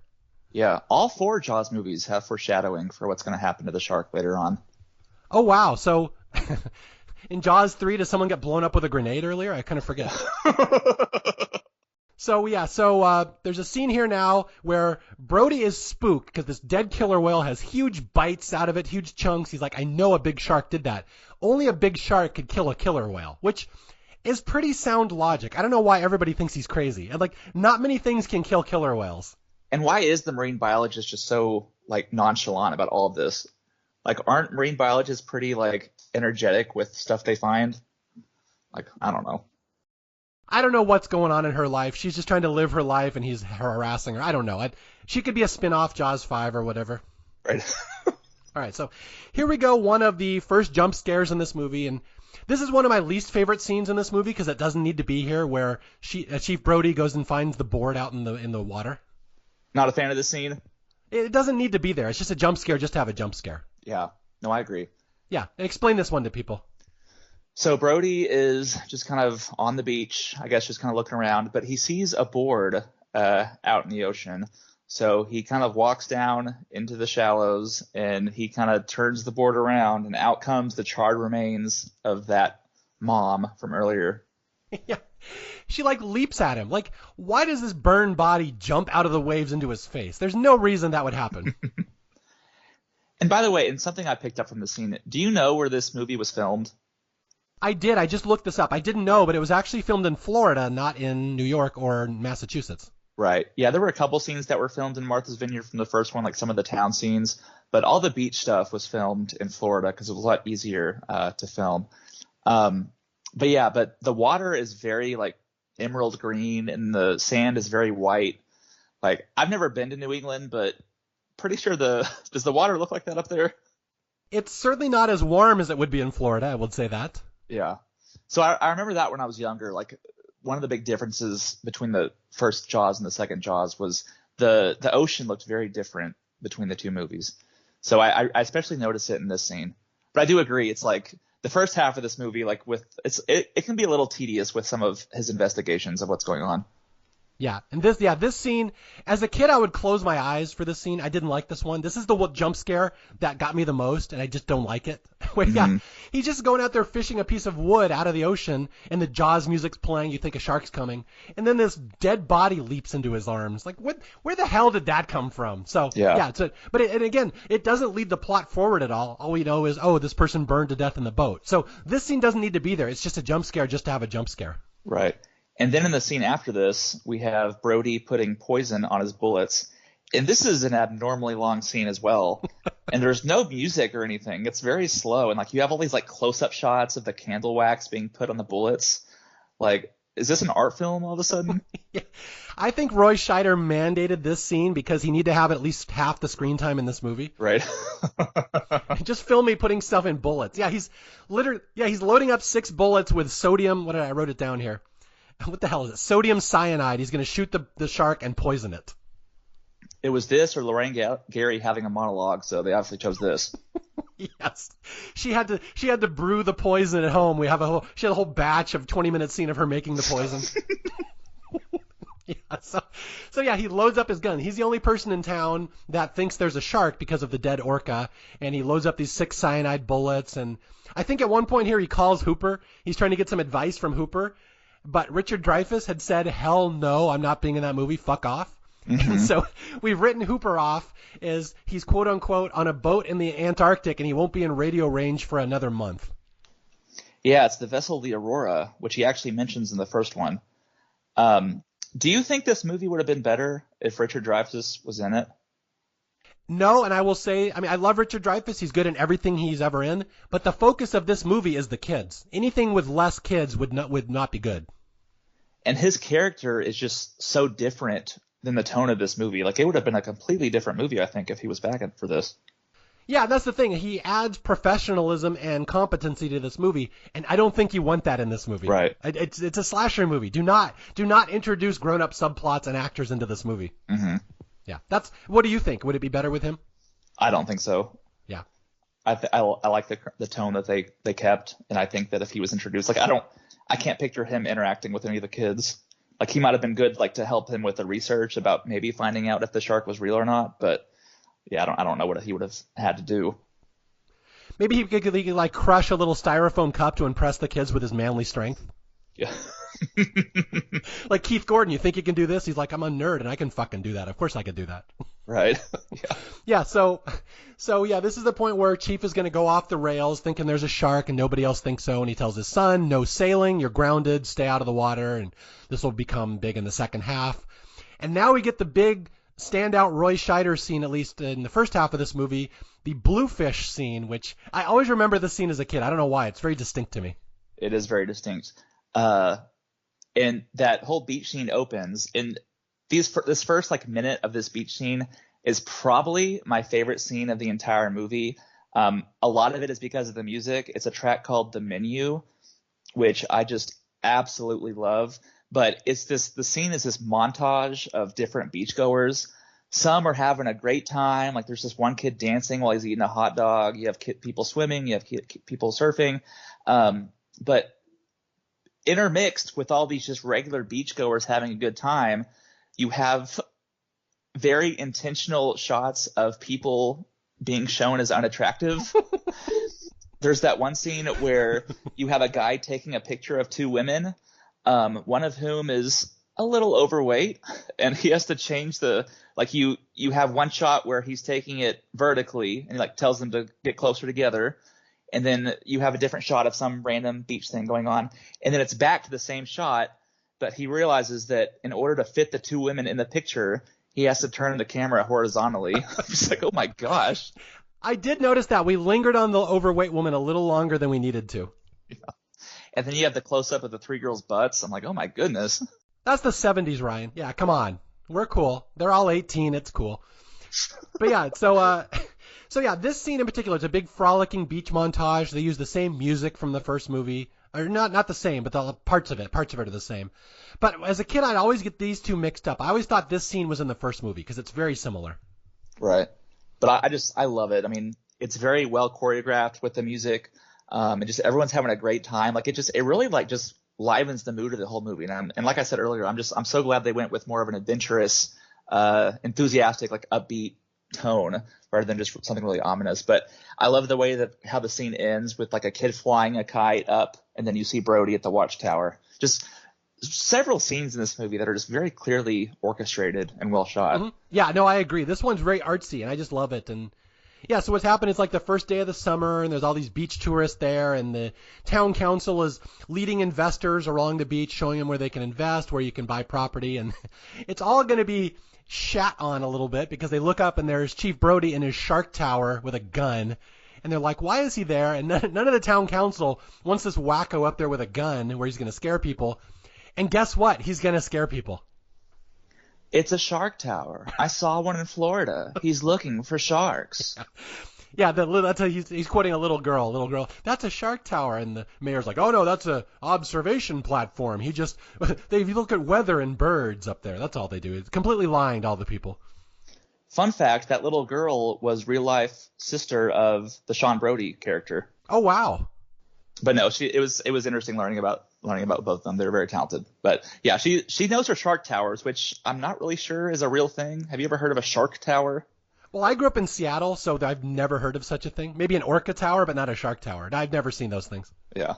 Yeah, I think Brody custom built that himself 4 years ago. Oh my gosh. That was Mike's summer job. Mike, build me a fucking shark tower. All right, so yeah, Brody's up there and Brody's got his poison tip bullets and he's looking for sharks and he sees something out on the horizon, this big it's a big shadow. And he's like, huh, what's that? And I just love the scene, the way it's shot, because he's like, huh, what's that? Then he looks at it again. Huh, what's that? Gets the binoculars. Huh, what's that? And then he looks down and notices there's people in the water. And then he goes from blasé to immediate panic, and there's no middle reaction whatsoever. It almost reminded me of a scene like in Family Guy, where it's just the same shot over and over and over and over and over before something finally happens. Yeah. So then he rings his little bell and he runs down the stairs of his tower and he pulls out his gun and everybody screams on the beach. He's like, get out of the water, get out of the water. And everyone's screaming and panicking and he aims his gun at this shadow out in the water, which happens to be behind a kid. He like very nearly shoots a kid, which is a good shot. Good job, Chief. Yeah, way to go. And then we get the quote, of course, the quote that everyone was quoting back in 1978. It's just bluefish, Chief, a school of bluefish. Maybe he should have been fired. I think I'm Team Mayor on this one. Yeah, it was justified that they fired him over this. But yeah, I remember back in the 70s, everyone had those shirts that said it's just bluefish, Chief. No, they didn't have that. I was like, wow. No, they didn't have that. Just for some reason, I just remember that quote, the bluefish scene, even though I don't really know what a school of bluefish is. I've never heard that term, but okay. Yeah. Well, I remember in 2017, I went to Navarre, however you say it. I went to Florida where they filmed this scene. And I took a picture in front of it. And I remember on my Facebook post, you said, it's just bluefish. So It is a very prominent quote. Yeah, you remember this stuff as well as I do. Good.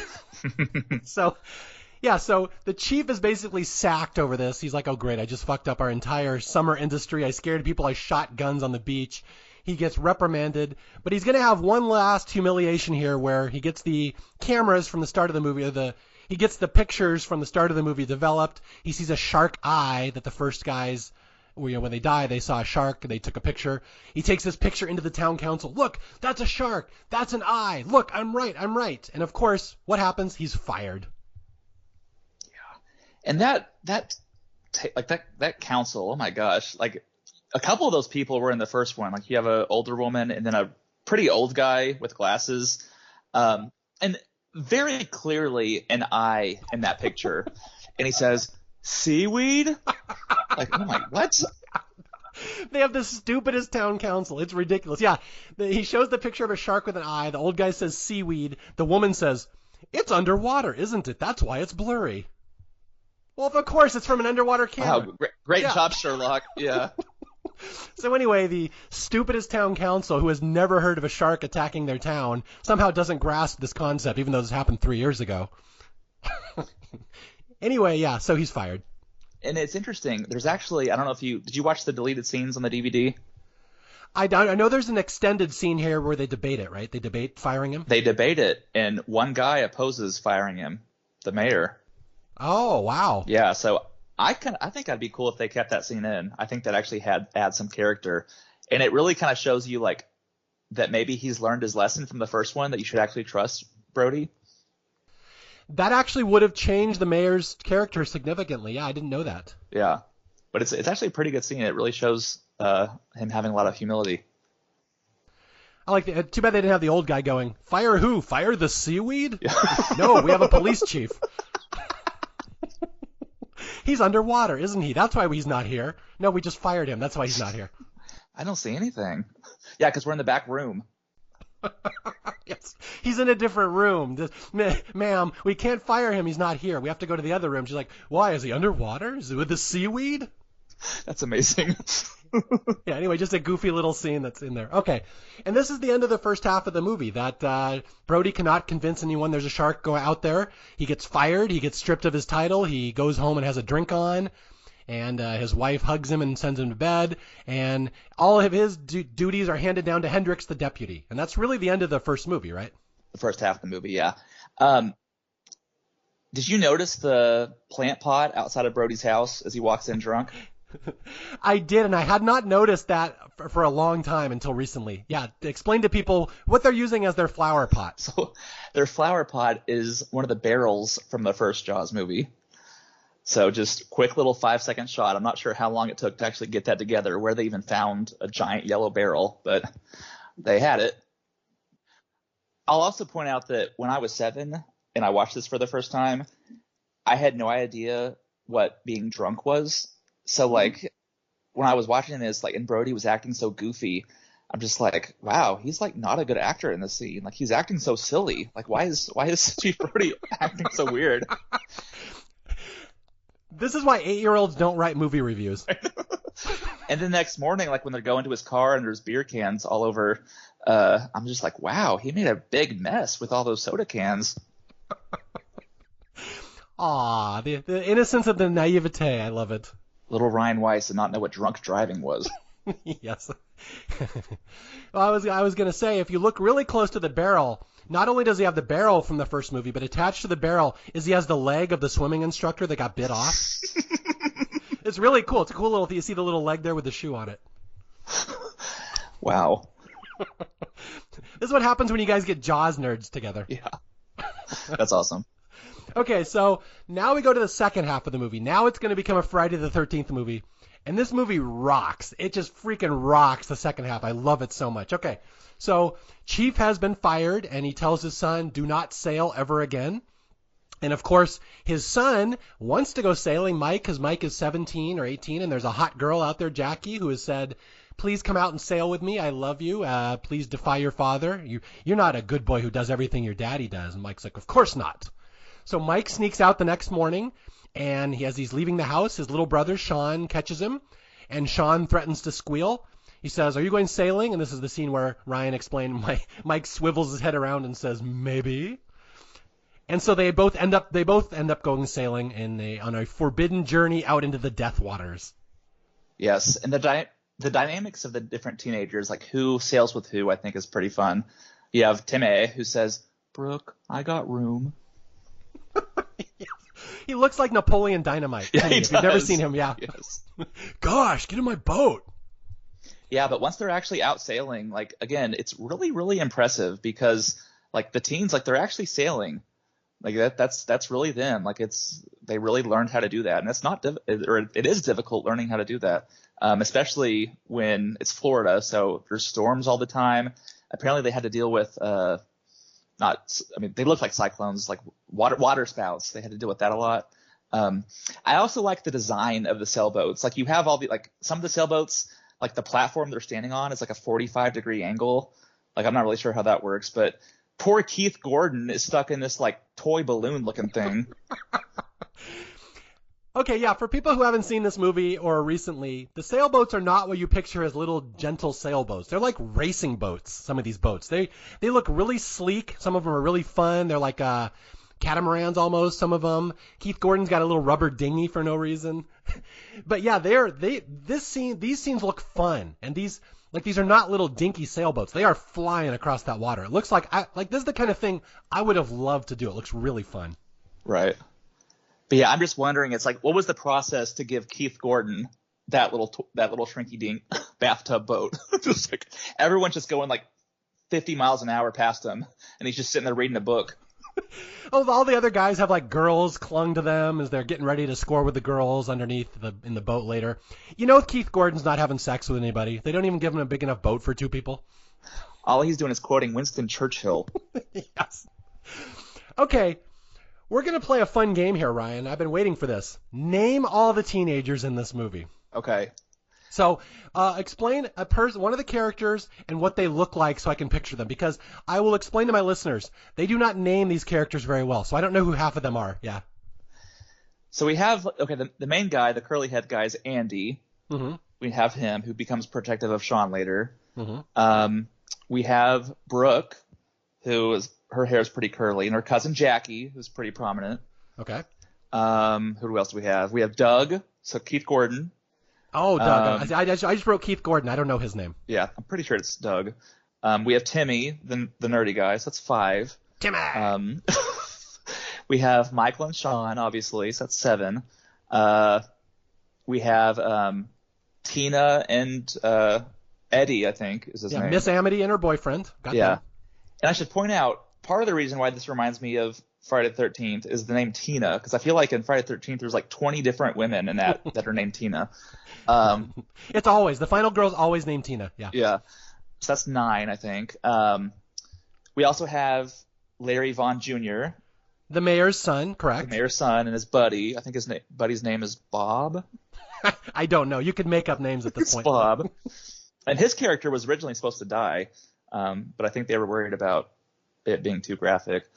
And then we haven't talked about this yet. One of the characters who only has like one line in the entire movie,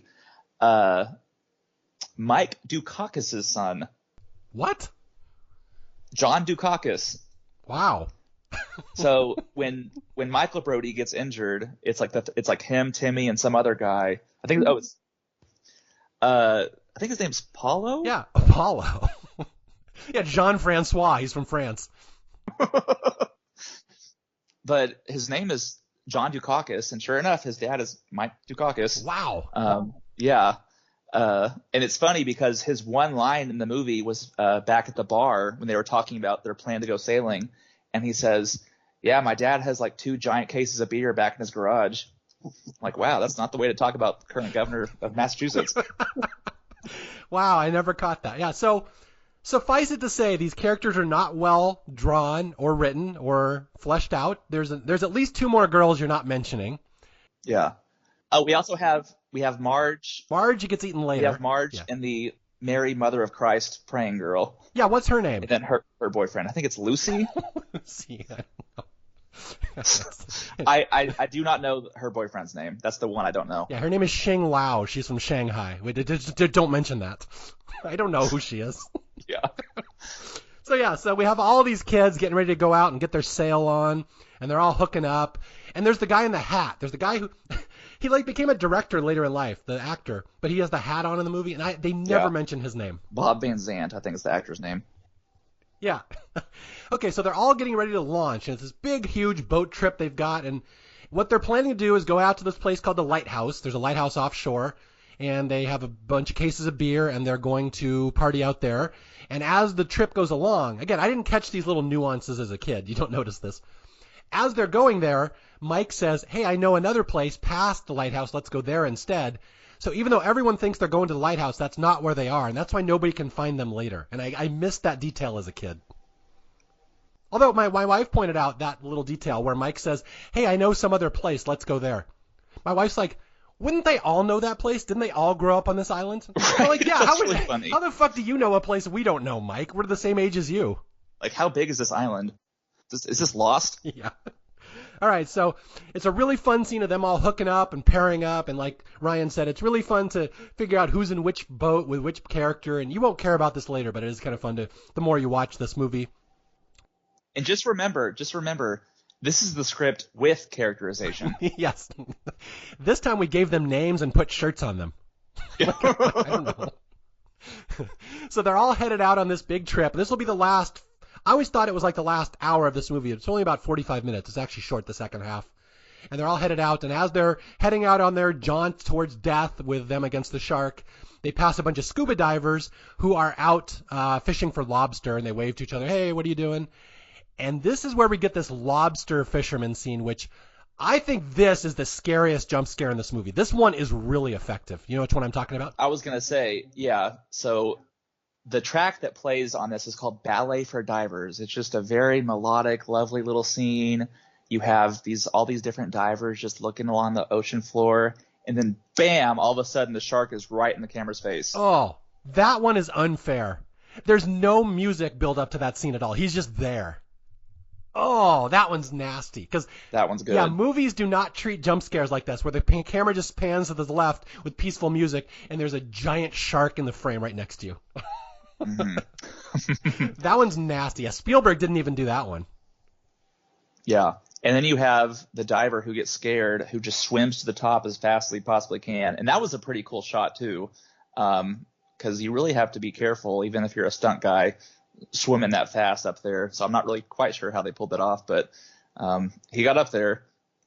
Yeah, this is the movie that taught me to the concept of the bends. I had never heard of that, rapid decompression syndrome, where if a scuba diver holds his breath as he's ascending too quickly, he gets embolisms in his lungs and they start exploding.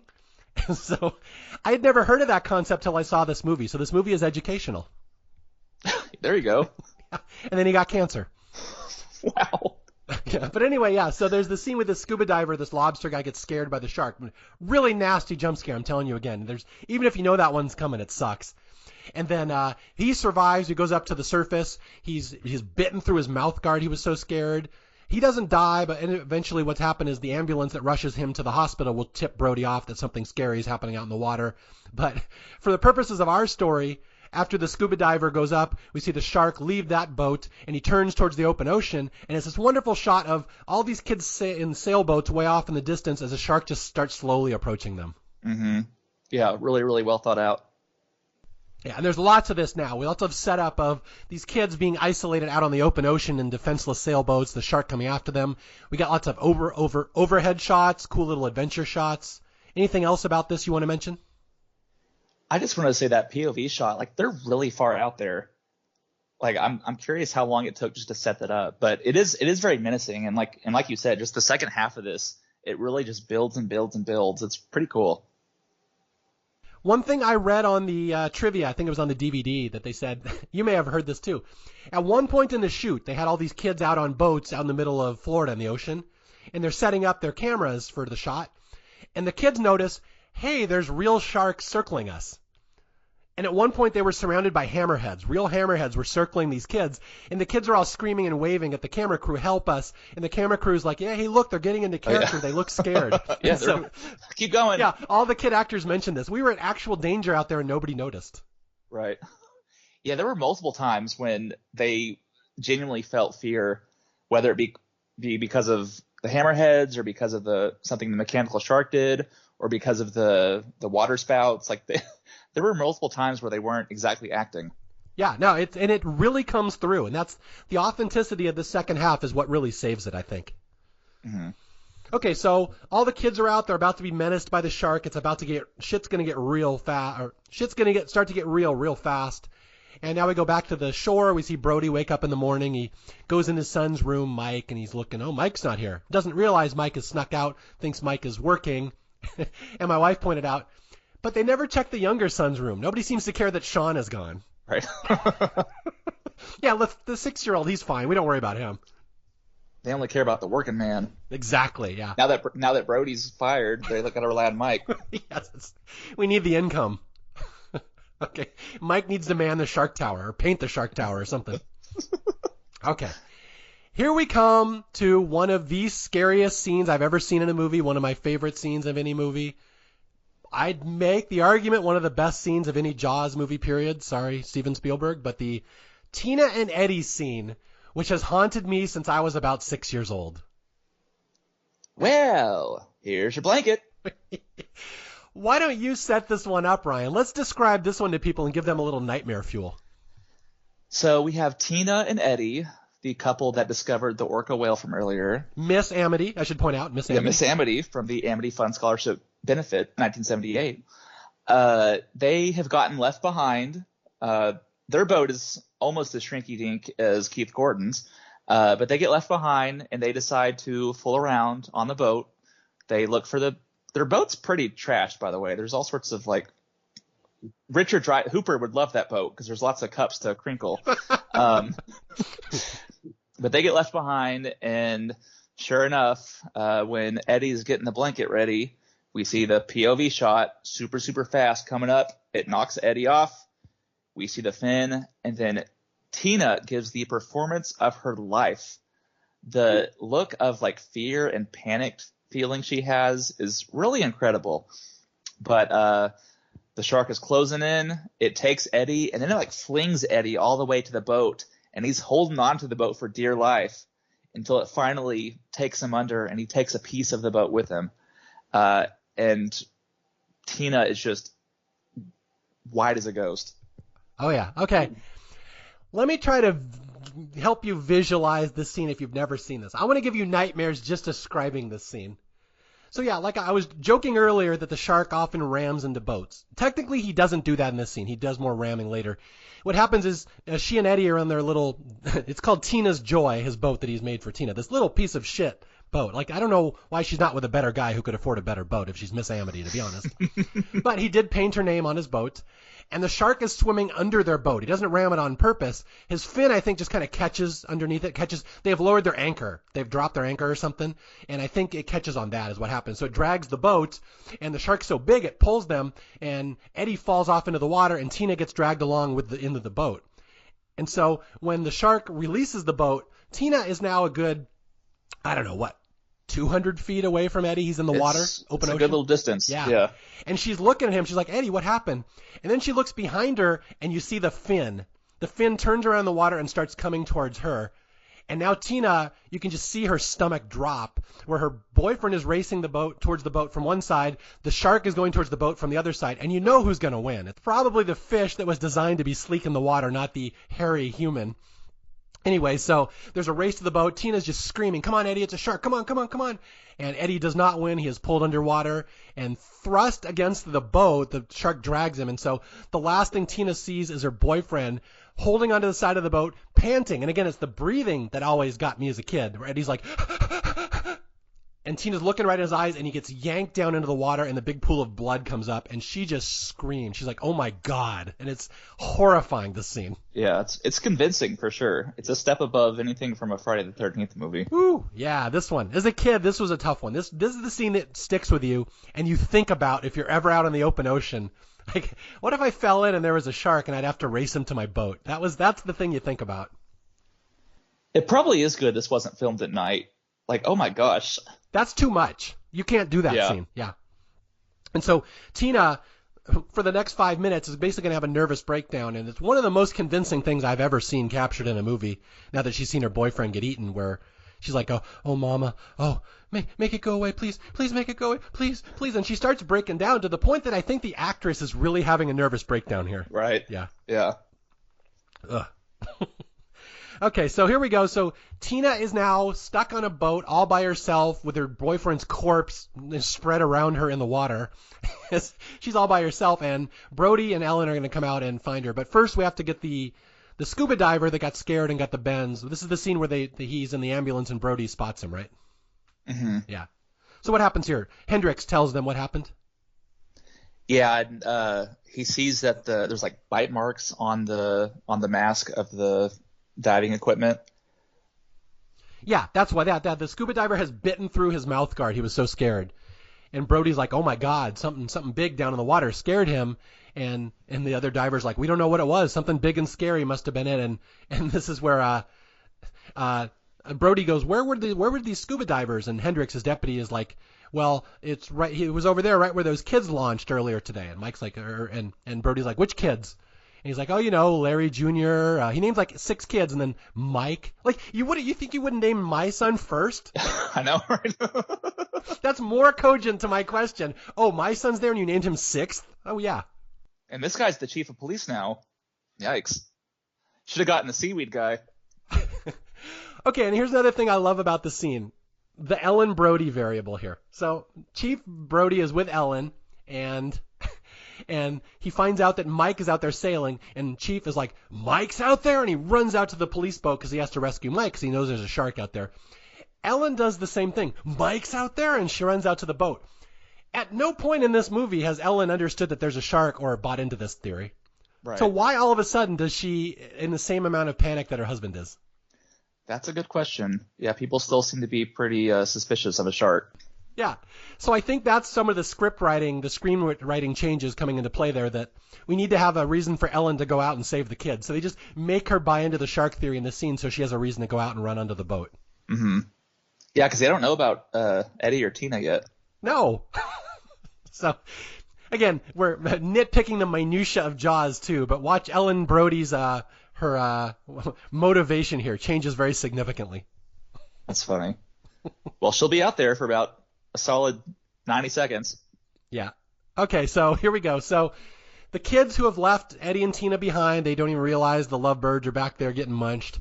And they have got to the lighthouse, and this is where I said, Mike says, "I know a better place. Let's keep going." And I just wanted to hear someone else in the background saying, "We all know about that place. We grew up here too, you dick." But anyway, they go past the lighthouse out to wherever he's headed, which, is it Cable Junction? Where are they headed? We never specified that. I was wondering that too. It's like, where else is there to go? It's Amity. Yeah. Ireland. There's a country called Ireland. I know about it. Yeah. Yes, Leif Erikson will go follow you. Okay, so let's get to the discovery of Tina's joy. So Chief Brody, Deputy Hendricks, and Ellen are going to stumble onto the boat where they find poor Miss Amity Tina, played by actress Ann Dusenberry. We're about to see a performance of a lifetime here. Because when they find her, she says, the shark! I don't know if you really did that justice, Ryan. I did You not. got to build up to that. If I didn't have neighbors 5 feet from me, then... Ryan's neighbors, like, is there a shark next door? What happened? We're in Texas. It's a Sharknado. What's going on? So, okay, so they find the boat, the little dumpy boat, and it's empty. This is where Tina just lost her boyfriend, and they stumble onto it, and they're like, it's empty. Huh. She put the sail back up, though. That was nice. I noticed that. The sail was in good shape. Oh, there you go. Even though it kind of got torn earlier. Yeah, so they discover down in the bottom, I don't know how there's a bottom of this boat they couldn't have seen because it's so small, but she's down there hiding, like under a blanket. And let's just say she has not been having a good day down there. She is not. No. So they drag her up, and this poor actress, again, I could not be more sympathetic to this actress because I think she legitimately had a nervous breakdown here. She is so petrified of what she just lived through. It's incredible. And I know this actress had like and a lot of these, I think part of the reason why these performances are so good is that they recruited from like different high school theater classes all over the country. So they really were looking for like legitimately good actors. But Tina in particular, oh my gosh, she is convincing. Yeah, so they will pull her up, and she hugs Ellen Brody, and she just clings to her. And this actress is like trembling, shaking. She's all pale. She's got red face, red eyes. She looks all straggly. Like, God, like it's always so brave for actresses in particular to look ugly on camera, and she looks ugly. They made her look real bad here. Oh yeah. And then she just starts talking, trying to explain what happened, and she can't get the words out. And this is where, like she said, Ryan just quoted it. It's been described. I saw on YouTube someone described this as the most famous scream in movie history. The shark. I love the confirmation, like the look in Brody's eyes when she says that. That great confirmation he has. That there really is a shark. Yeah, this is the confirmation he needed. Tina screaming it. That does it. Okay, now I know what we're up against. Now, a couple things about the scene. So, apparently I read the actress Ann Dusenberry was having a hard time really connecting with the emotional resonance on how to say that line, shark. Like, there's many ways you could say that. And Roy Scheider apparently suggested, why don't you do a little stuttering thing, like you can't get the words out. He kind of coached her through it. So, oh, really? Yeah, so you can give him a lot of credit for it. He didn't want to be there on this movie, but he actually helped these kids get out good performances out of them. So credit to Scheider here. Yeah, as he was suntanning with no shirt off to the side. But I should say a lot of people don't like the way she says this line. They say it's too hammy, it's too actory, it's too over the top. My wife kind of said that too. She goes, it's a little too much for me, that line. And I can kind of see that. But my argument is, she's trying to portray panic and someone being scared, and I kind of buy it. I kind of like that she's over the top in this one because I think it fits how terrified this character is. Yeah, and I think she builds to it. Like I think the stutter helps. It's not just like a sudden 180. Like she builds to that scream, and I think it's effective. I mean, she just saw her boyfriend get killed. Why would she not be screaming? Well, yeah, and that ties into what we said earlier. The characters in this movie act like they should be scared, like they would be. Like, that's what it would be like in real life, and that's what you don't see in a lot of horror movies. So I give more credit to her, and I just love this. This is my favorite scene in the movie by far. Yeah, it's good. Yeah, poor Tina. And again, I just want to give this actress a hug after watching the scene. This, like, 19 or 20-year-old girl or young woman, wherever old she was. But, like, dude, like, seasoned actresses don't go through as much hell as she goes through in this scene. And she had to go to a really dark, deep place. So I really give her credit for this scene. I'm not an actor myself, but that cannot be easy to do. No, it cannot. Yeah. Okay, so now Tina is in good hands. They are going to take her back to the local psych ward and load her up into a paddy wagon. She can go with McMurphy down to Nurse Ratched's office. But she's done. She's a basket case for the rest of her life. And now, like you said, they send Ellen and Hendrix back with her because we don't need Ellen out here anymore. She's done. And I love that Brody has to figure out where the kids went. And so Hendrix says, about 10 degrees off the starboard bow. And Brody says, don't give me that shit, point. Yes, even now, he still does not understand how the ocean works, even though he's been here like 7 years. I love his ignorance. It's amazing. Yeah, so Brody takes off after the rest of the boats. Now he realizes what they're up against. They're up against a shark, a big shark. Both his sons are out there. These kids are sitting ducks with no weapons on these little sailboats. Uh-oh. So it's him and his little police boat, and this will be the last 30 minutes of the movie. And if I recall, this is where the first attack happens, where the shark comes after the bigger group. Yes, it is. And as far as the attacks go, I think this is my favorite, just because of the way they pulled this off and the way that the shark kind of appears out of nowhere. And just the mechanical shark itself is really, really cool. Like they milked it for 3 and 4, like that. The sharks in that, not great. But I think, like I said earlier, I think the mechanical shark in this one is a big improvement over the first one. But yeah, the shark comes and the boats all crash into each other. The teenagers are flying and all over the place. They're falling in the water. And then this giant construction of boats are all mangled together. And so they're stranded on these boats. And I really love the way that those boats look.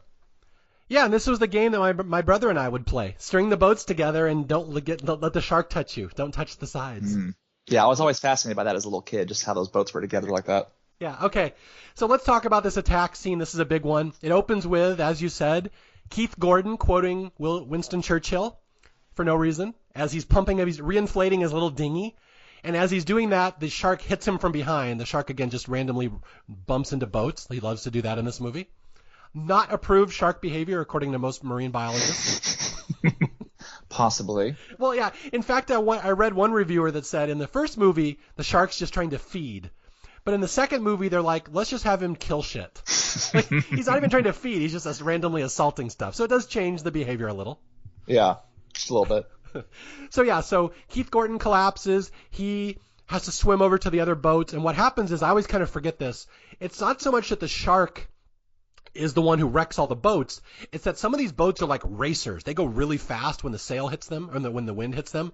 And when they turn their sails to see what happened, it steers their boat sideways, and they just go flying into each other, and they crash through like the sides of each other's boats. So it's actually the structure of the boat that does it as much as the shark. Right. Yeah, it's pretty convincing. Like it's cool seeing how they did this. Yeah.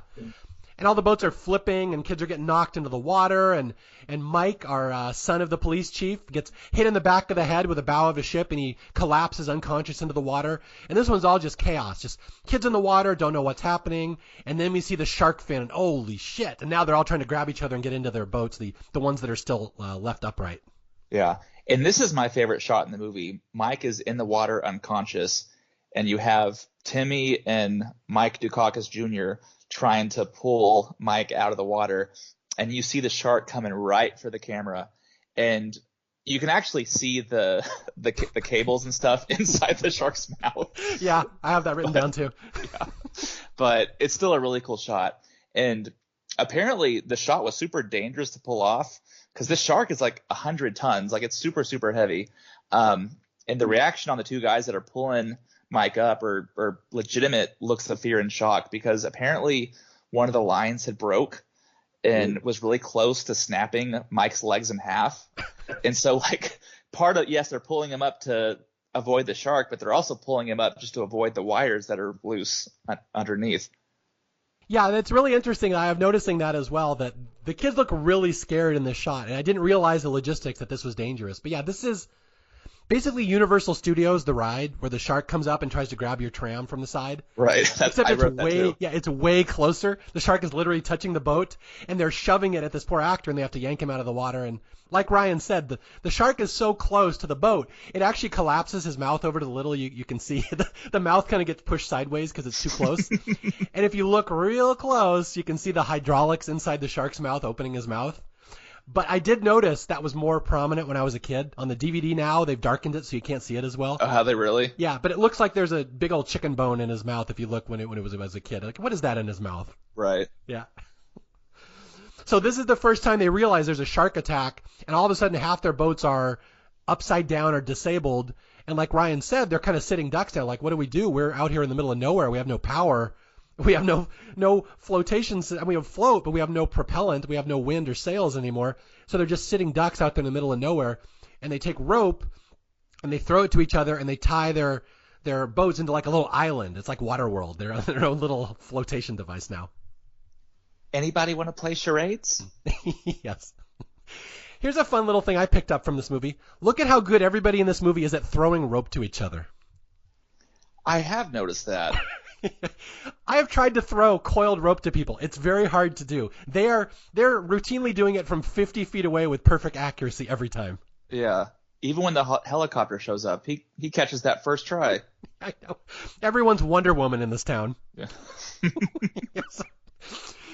So they're all I think what happens here is Mike, the son, Mr. Brody's son, has an injury to the back of his head. He almost got eaten by the shark. The one sailboat that still has power, they're going to take him back because he's bleeding pretty heavily. They're like, go get us help. So they send him in. Eventually, that's the boat that Chief Brody is going to find. That's important. But for now, the rest of these guys are just dead ducks. We're just sitting here out in the middle of the open ocean. Mm-hmm. Yeah, they're out of luck for sure. Yeah. Tell us about this great place you wanted us to go to, Mike, that's past the lighthouse on the way to Ireland. Right. Yeah. Hope it was worth it. So I think at this point they mentioned there's an island out here called Cable Junction. This is where all the power to the island is supplied, this offshore power generator. And they're like, maybe we'll float there through the current. And that's kind of their only hope. Although we're about to get their second hope in the form of a helicopter. Now let's talk about this helicopter scene. So a helicopter shows up, and it seems like everything's great. Well, let's point out the helicopter was called in by Chief Brody. Oh, the helicopter was called in by Chief Brody. Yeah, Yes. it's not random. It's not random. Right. So the helicopter shows up. The kids are all cheering. Everything's great. He catches the rope first try. But things get intense really quick. Yeah, as a kid, this scene really terrified me. This one bothered me. So Chief Brody has called in air support to help him search for these kids, and this Marine Patrol helicopter comes out, the guy with a little Amish beard. He's flying around, and he sees them outside Cable Junction. He's like, I thought they were by the lighthouse. They're not by the lighthouse. And he tries to send it back in, but there's a whole thing with the frequency has been switched, so Brody doesn't get this notification. Did you catch that? Yes, I did. Yeah, that's why Brody doesn't notice it. So the helicopter lands, and he's got pontoons. It's a little Marine helicopter, and the kids see him. They start screaming and waving, and helicopter lands right by them, and they perfectly throw rope to one another. And he says, I'll tow you over to Cable Junction, which is a little rock island, and then I'll call in a clipper to come get you. And everyone's all excited, and we think this is all going to end well, and it does not end well.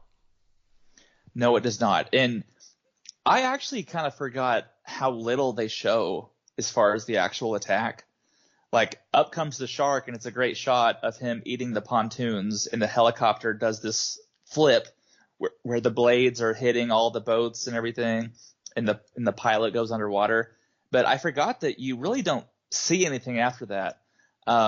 There's a really cool deleted scene where you see the helicopter pilot struggling underwater, and actually getting attacked by the shark. I'm not really sure why they cut it. It's a really cool scene, but as far as the official cut, it's kind of just left to your imagination. But I love when the helicopter itself kind of flips upside down. That's pretty cool. Yeah, I have a lot to say about this. I'm really glad you mentioned that there's a reason you think you see more than you do. Now, have you ever seen this movie on TV? I have it. I think I recorded it on VHS a long time ago. Was that in there? Yes, on TV they show the shot of the helicopter guy flipping upside down. Maybe that's how it seemed familiar, because I don't remember seeing that deleted scene. But yeah. I remember this very distinctly because I had a version of this movie I taped off TV, and I had the official one as a kid. I had two. So I'd watch them, and I'd notice the stuff, these differences. And one of the differences is on the TV version. Okay, what happens is the helicopter's pulling up. He's lifting off to drag these kids over to Cable Junction. And right as he pulls up, the shark comes off right to his side. It's a great shot, and grabs his pontoon, pulls the helicopter down. The helicopter tips sideways. All the blades hit the water. They start shredding, and all the pieces of blades shred the kids' sailboats. It's a very dangerous shot. But then he goes underwater, and then he disappears. You never see what happens to him. But on the TV version, you most definitely did see what happened to him. And that's he's trapped underwater in his bubble, and the shark breaks through the glass and kills him. So yeah, that's why you think you remember that scene. You probably did see it, but it's not in the official version. Mm-hmm. Yeah, I remember AMC used to show Jaws 2, 3, and 4 all the time on TV. And they would always have little scenes like that were added to it. But they would also have all the language and the violence cut out at the same time. So it's like it's a win-lose. Yeah, it's really interesting you say that, because I was just listening to the was it DVD commentary? Yeah, they were explaining why that scene was cut, why you don't see the helicopter pilot underwater where he gets attacked by the shark. And they're like, well, that was considered too scary. It's too much of a direct attack on someone underwater. He's helpless. It's a really scary scene. They're like, we wanted to avoid an R rating, so we had to cut it out of the motion picture version. And that makes sense. Okay, you cut it for ratings. Why do you insert it back on the TV version, which is supposed to be more tame? Simple question. I'm just curious about that. Yeah, they really had to be tame for the theatrical version, which is interesting because, like, the first movie, you have a severed leg. Like, when Quint gets chewed up, that's horribly violent. Mm-hmm. Like, the blood splatters from your face. But the MPA for this one, they really had to tone it down. Like, they got threats of it being R multiple times. And I guess that was one of the things that had to get cut. But they're even, like, it's not really a violent scene. You just see him struggling underwater. Yeah, it's crazy because you had to straddle the line here of we're trying to make a movie that's more of a slasher movie when it's scary, because this is where movies are going in 1978. So this is more of a slasher movie than Jaws. But at the same time, we're trying to market this to kids. We want more kids to watch this movie because it's about kids. So it's right there in that dead zone again of how graphic and scary and gory do we make this movie, and how far can we go? And of course, the ratings board is there. I personally think the scary scenes in Jaws 2 are scarier than the scary scenes in Jaws 1. It feels more like a horror movie. But like you said, it's also more tame and less gory. Right. Yeah, it's different for sure. Yeah, but this is a big one. I always remember this as a kid, that this helicopter pilot scene is different depending on where you watched it. Anyway, yeah, one of the big standout scenes in this movie, horrific death of this poor nice Amish helicopter pilot as he goes down, and of course the blades of his helicopter have shredded all their sails. So now they're completely merciless. They're completely helpless. These boats can't even move anymore. Now they're just stuck. And almost immediately after this scene, we get another death. Yeah. Which might be the biggest one. Oh God! As a kid, I remember seeing this one. This is just as bad as the Tina and Eddie one. So I'll set this one up, and you can drive us home with the murder at the end. Yeah. So right after the helicopter goes down, Jaws, or the shark, rams, as he often does, just rams into a boat randomly for no reason, knocks a bunch of people off. Little Sean falls off. The guy in the hat falls off. They're all screaming. And little terrified 7-year-old Sean Brody is dog paddling, trying to get to a boat to safety. And a girl we don't know is going to jump in and save him, yet she's going to pay the price for this. Poor sweet Marge. Again, you could put any name there. I wouldn't know any different. And I have always found it interesting that they chose her to be the one to get killed off of all the teenagers in that group. Because she was very sympathetic. Like, she was the one that wanted to look after Sean. Like, I guess they could have chosen anyone, I guess, but they chose her. Yeah, I don't know. I don't get this. I mean, I get the sense this character had a bigger role. Like, when they start loading up their boats, Sean wants to go with the big kids. They won't let him. She's like, come with me, little guy. And she, like, looks after him. She's like the mom figure. We don't know her name. We don't know her story. Right. And she's going to die for him. So I get the sense there may have been another scene in there at some point where she's like a tragic orphan where she raised her brothers single-handedly. I don't know, but we just don't get that. Yeah. So explain her death to people, which is a nightmare fuel for little 5-year-olds. So once again, we get a POV shot of the shark. So Sean is struggling to get back onto a boat. And so sweet Marge jumps into the water to try to help get him on. She successfully gets Sean back on the boat. But poor Marge cannot get on the boat herself. And we see the ominous shark slowly coming out of the water. And then we have a POV shot of the shark chomping on Marge. And then we don't see Marge get eaten. We just see it from behind. But we see the shark go slowly back into the water, and she's gone. And you have Sean, little 7-year-old kid, also giving the performance of his life. Oh. The way this is how you shoot make a shot and make it appear gory, even though it's not gory whatsoever. Oh my God! Yeah, you see it from behind. You see it from you're behind the shark as Marge is just trying to pull herself up onto this little red boat, and the biggest shark you've ever seen in your life so raises up behind her and basically just covers her, and you just see her hands reach up in terror, like and then she's gone, and it slowly drags her down into the water, and it's just one of the most horrific things I remember seeing in any movie.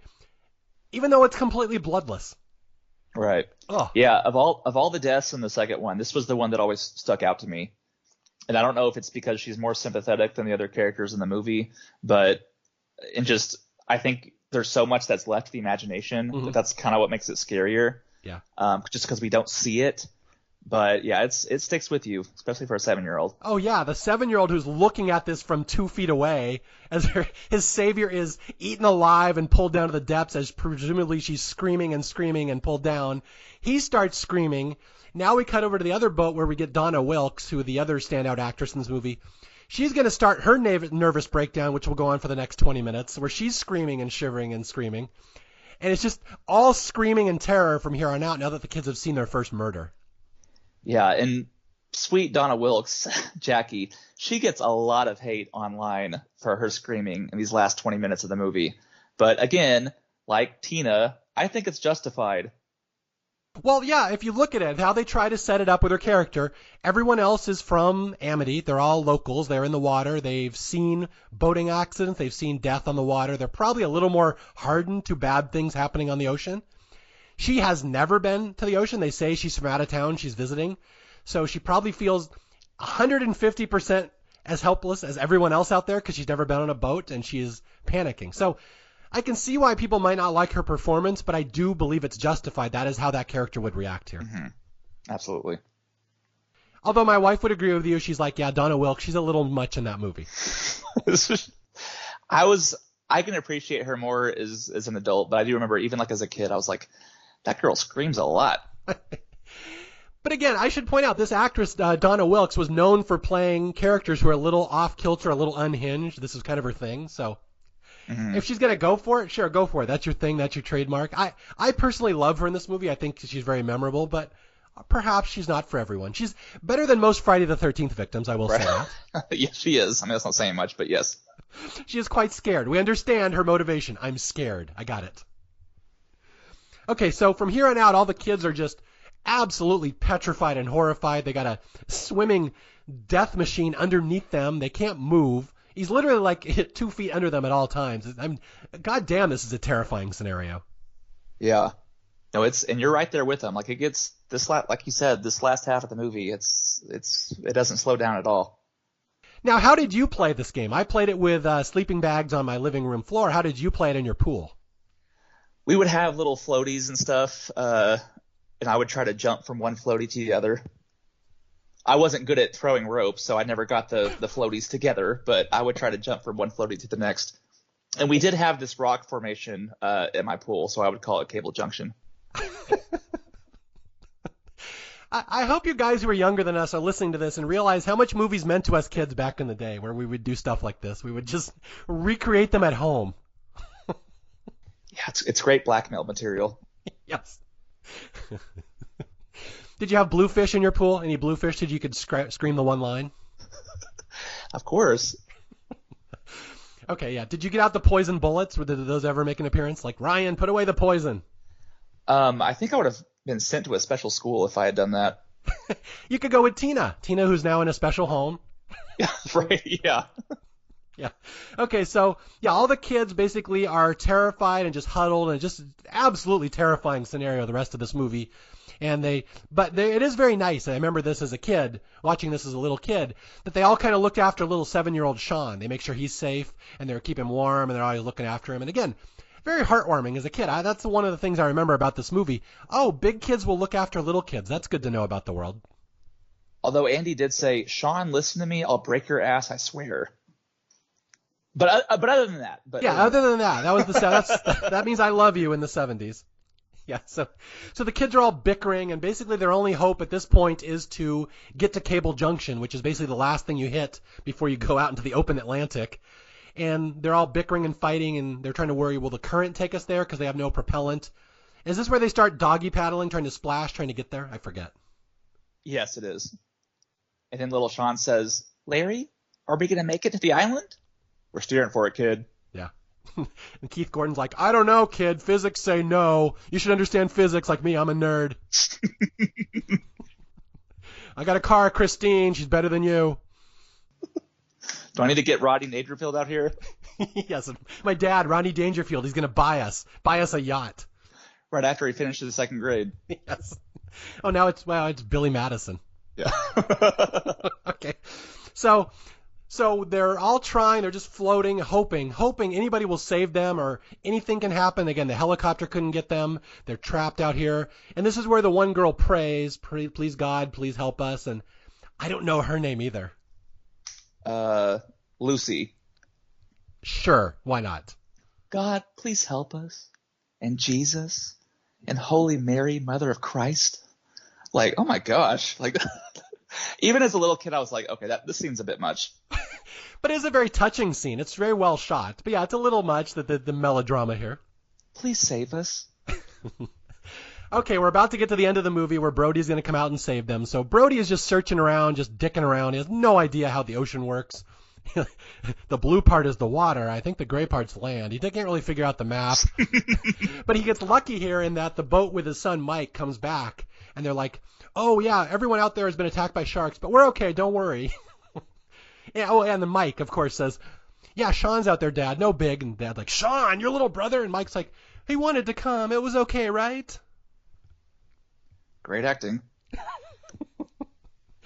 So anyway, the dad pats Mike on the back, says, okay, at least you're safe. You guys get in. I'll head out there. And so this is really the big finale of the movie with Chief Brody in his little police dinghy heading out towards Cable Junction to rescue his defenseless child and his friends. And something I noticed this week when I rewatched it is that it's funny how Chief Brody, like, he doesn't even see the shark himself until 10 minutes before the movie ends. Yeah. Well, okay, there's one thing I should point out here, and this is something that my friend, my Facebook friend pointed out, that Brody has no weapons. He has no plan. This is not him and his buddies going out to hunt the shark. This is just him going out to rescue the kids. He has no intention to fight the shark. Mm-hmm. That's a good point. And that's what makes it scarier, personally. They're all sitting ducks out there. Yeah. Yeah, this is really all I can do, I guess. Yeah, So he starts heading out, and this is where we get a big fight where all the kids are fighting, trying to decide if they should paddle towards Cable Junction, what they're going to do. They're all scared. They're all hungry. They're all tired. And I think what happens is they get a little lucky here because when their boats are tipped upside down, one of the sails hits the bottom of the ocean. Because they're so close to Cable Junction, it's a little shallower here, so their boats get stuck. Mm-hmm. Yeah, and so in the middle of this fight, one of them, the girl, the praying girl, who you say his name is Lucy. I don't know if that's true. She's like, wait, stop fighting. I hear something. And they hear a little police dinghy coming towards them. And Sean's like, it's Dad, it's Dad, it's Dad. He's here. And so here we go, setting the stage for one of the greatest endings to any movie ever. It is pretty great. So good that Universal Studios Orlando borrowed it for the ride. Really? I didn't know that. I've never been there. Yeah. Well, the ride closed in 2012. But yeah, so in Los Angeles, like Universal Studios Hollywood, like the Jaws is a part of the tram tour. But for years, there was an actual like Jaws ride. And the finale of that ride is death by electrocution. Okay. Good to know. Yeah. So when you go back in time to Universal Studios Orlando, you can go there. I'll get right on that. Yeah. Yeah. Yeah, so the dad comes out there and he sees, hey, kids, I'll rescue you. And of course, there's no evidence that he doesn't see the shark yet. The shark is going to spring out and surprise him in a second. He pulls up and they flawlessly throw ropes to one another to get the ropes to each other's boat to pull the kids over to Cable Junction. And then the shark pops up, bites through their rope or whatever. And Brody, who is the master of the sea, gets distracted by the shark and somehow drives his boat into Cable Junction and crashes it. So good job, Chief Brody. Great job, Chief Brody. You are right, though. Like, there's a lot of rope throwing in this movie. I'd never noticed that until you said something, but you're right. It's what happens when you've seen it hundreds of times from the video store. Yes, I noticed this stuff. So, yeah, Chief Brody is now stuck on Cable Junction in a crashed boat. He's trying to help the kids who are out there, out in the lagoon that are like half a mile away. I forget how far they are. It's a little bit away. And what he does is, if I recall, there's a little trawling device on the back of his police boat. He lowers it, and he's like, I'll attach a rope to that. That will pull you over here. And this is going to lead to a chain of events that will lead to the end of this movie where he doesn't even realize this cable is there, this electric cable, until his trawling thing gets caught on it. Mm-hmm. Yeah, up comes the power line. Brody tries to pull the kids over. He accidentally pulls up the power line instead. He's like, what is that? And he looks over to his left at Cable Junction, and there's a big sign that says high voltage, keep out. And again, we saw this earlier in the movie. There's this massive power line that connects all the power to the island, and he's like doing 2 and 2 in his head. He's like, if the shark bites this will be really bad for the shark. And so that's his plan. But as he's formulating this plan, the shark is going to do maybe the most inexplicable thing a shark has ever done in the first 2 Jaws movies. He decides to come straight up through the boats. You like this shot? I do like this shot. It's cool. And the way that it moves its mouth back and forth is actually pretty effective. I'm not sure why the shark didn't do that an hour ago, but he's just bored. Yeah, he's bored. So the shark goes straight up through the boats, and he gets caught in the netting, and he basically wrecks their entire flotilla, except for 2 boats. All the kids scream, go panicking, swimming into Cable Junction, which you wonder why they didn't do that earlier. Since they were right there, they swim into safety. So the only 2 left on the boat are Jackie, the screaming girl who is having a nervous breakdown, and little Sean. And now they're getting circled, and it's getting very tense. They're the only 2 left out there. Everyone's screaming at someone to help. And this is where Chief Brody learns his lesson from earlier in the movie, where weird rhythmic sounds sometimes attract sharks. So, Ryan, take us home with this one. So he's in this little, what do you call that, little flotation boat little rubber rubber raft. Yeah.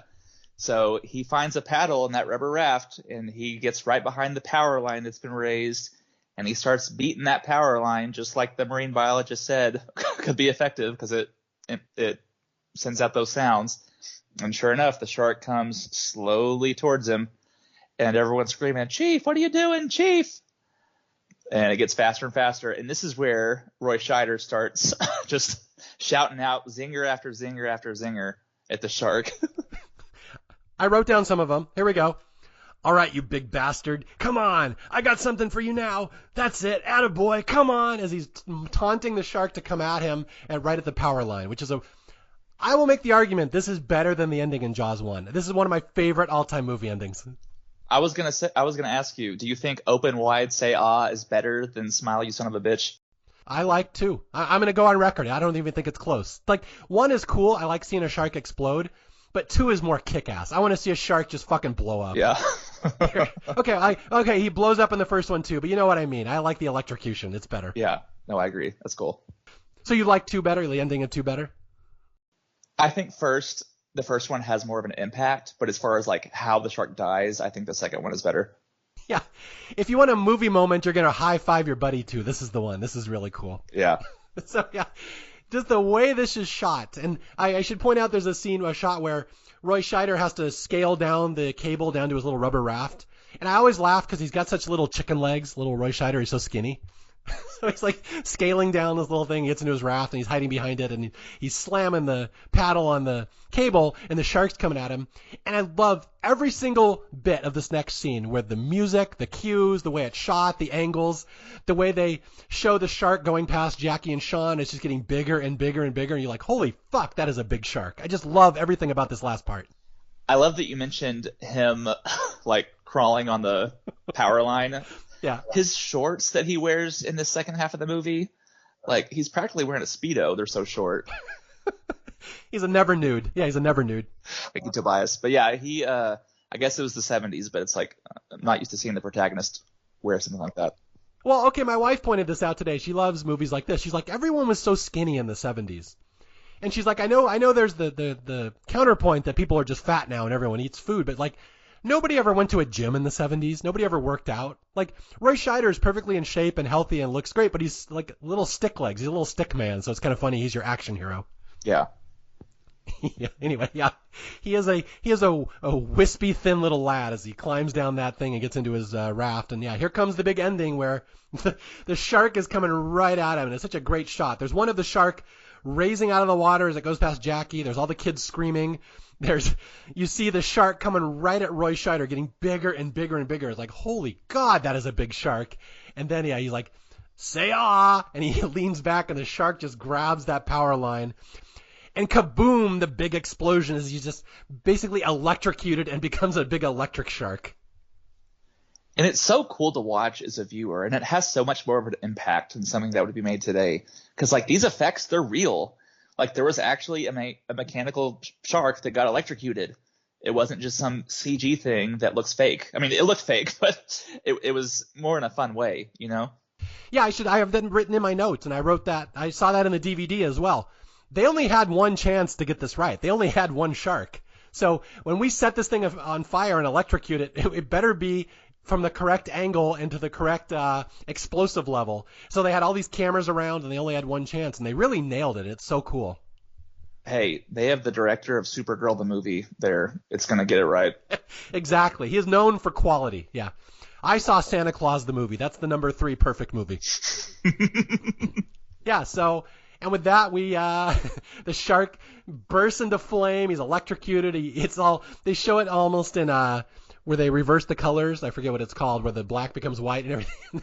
It's just a really hyper cartoony ending, and the shark gets electrocuted. And all the kids are like, "Yeah, you got him. He killed him. He killed him." And all the kids are safe. And literally, the movie just ends. That's it. Yeah, like not even 2 minutes after that happens. Yes. We don't get to see Jackie carted off to her own sanitarium. We don't see any of the after effects. Yeah, so that's the end of the movie. Just a fantastic movie, fantastic second half of a movie, let me put it that way. Wonderful slasher movie that makes you think the movie is better than it actually is, but God, that movie is a ride, and I want to go watch it again right now just talking about it. Here's my question for you. In a traditional Friday the 13th setting, do you think there should have been more of those teens that got killed off, or do you think you like how it was? I like how it was because it didn't feel too gratuitous. Right. I agree. But when I agree with you. yeah, when you do watch it, I did notice there's a lot of kids there that didn't even talk. Like they only witnessed one of their group get killed, really. That was the no-name girl. So if you think about it, you're like, this actually wasn't as much of a slasher movie as you think it is. Yeah, you don't need 14 kids there, I don't think. I think it might have been more effective with just like 5 or 6. Probably, yeah, because then you have less no-name characters. So that is a good question.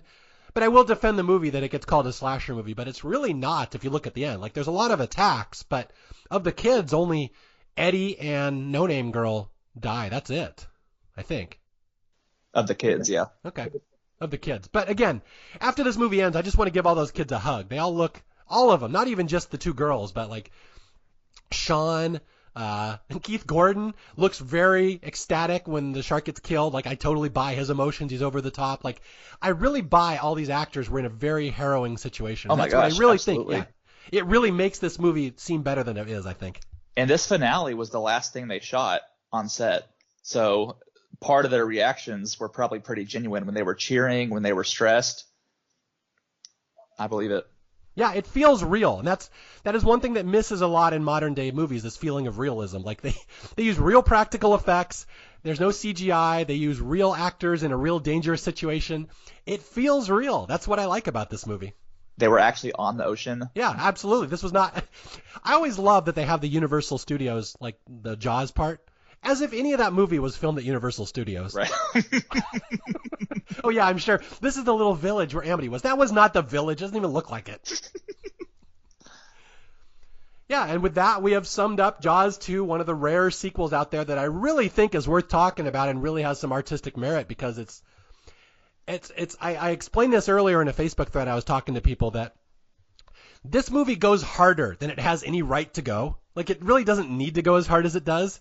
But it really does, and at times it goes even harder than Jaws 1 in some of these scenes, which is astounding that they put that much effort into it, but they really did, and I appreciate that. Which is really saying something, considering in the first 20 minutes of Jaws, they kill a 6-year-old.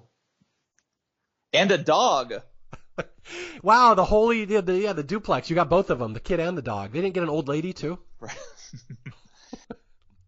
A boy in a wheelchair, they got one of those? Yeah, I admire Jaws too, and I enjoyed this conversation today. It's like it's really cool doing a deep dive of it, and some of the research I did leading up to this podcast is pretty nerdy, but it's cool because like it really makes you appreciate the movie more. And like you've been saying, just so much of it feels real, right? Like just the performances, the crew, the cast, like it's really incredible what every single one of them were able to pull off with this, and it shows just how hard they worked. They probably could have milked a lot of it with maybe some of the effects of the shark or some of the kills or even Roy Scheider's performance, but they really tried, and it's cool to see. Yeah, and I'll give this movie the highest of compliment. I'll back everything you just said. You're right about all that. Everything works, even though it didn't have to. It just kind of did. But I'll give this the highest of compliments that as a kid, I would often get Jaws 1 and 2 mixed up. I would forget which scenes were in which movies, like the bluefish.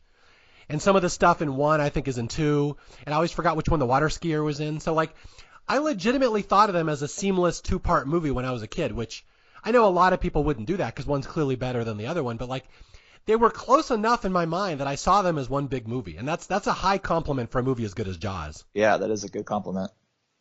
I'm just picturing my dad now. My dad died like 10 years ago, and I'm picturing him up in heaven now just... Why are you doing a podcast on Jaws 2? He's still continuing his legacy of hating the fact that I kept watching this movie. Like, do a John Wayne movie, do Gunga Din or something interesting. Why Jaws 2? I'm like, Dad, I love Jaws 2. I can't help it. Is there a single John Wayne movie that's even underrated? I don't know. I've never seen one. I have protest against my dad. I would not watch them. I cannot do that because Dad would be on my case about this. I do not blame you for that.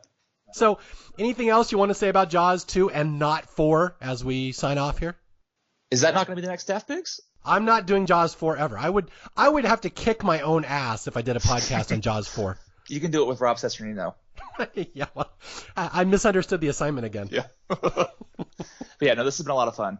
All right, yeah, and once again, I want to thank you guys for listening. Again, this is Mario Lanza. This is Staff Picks. If you need to reach me, you can reach me at staffpickspodcast@gmail.com or on Twitter at Mario J. Lanza.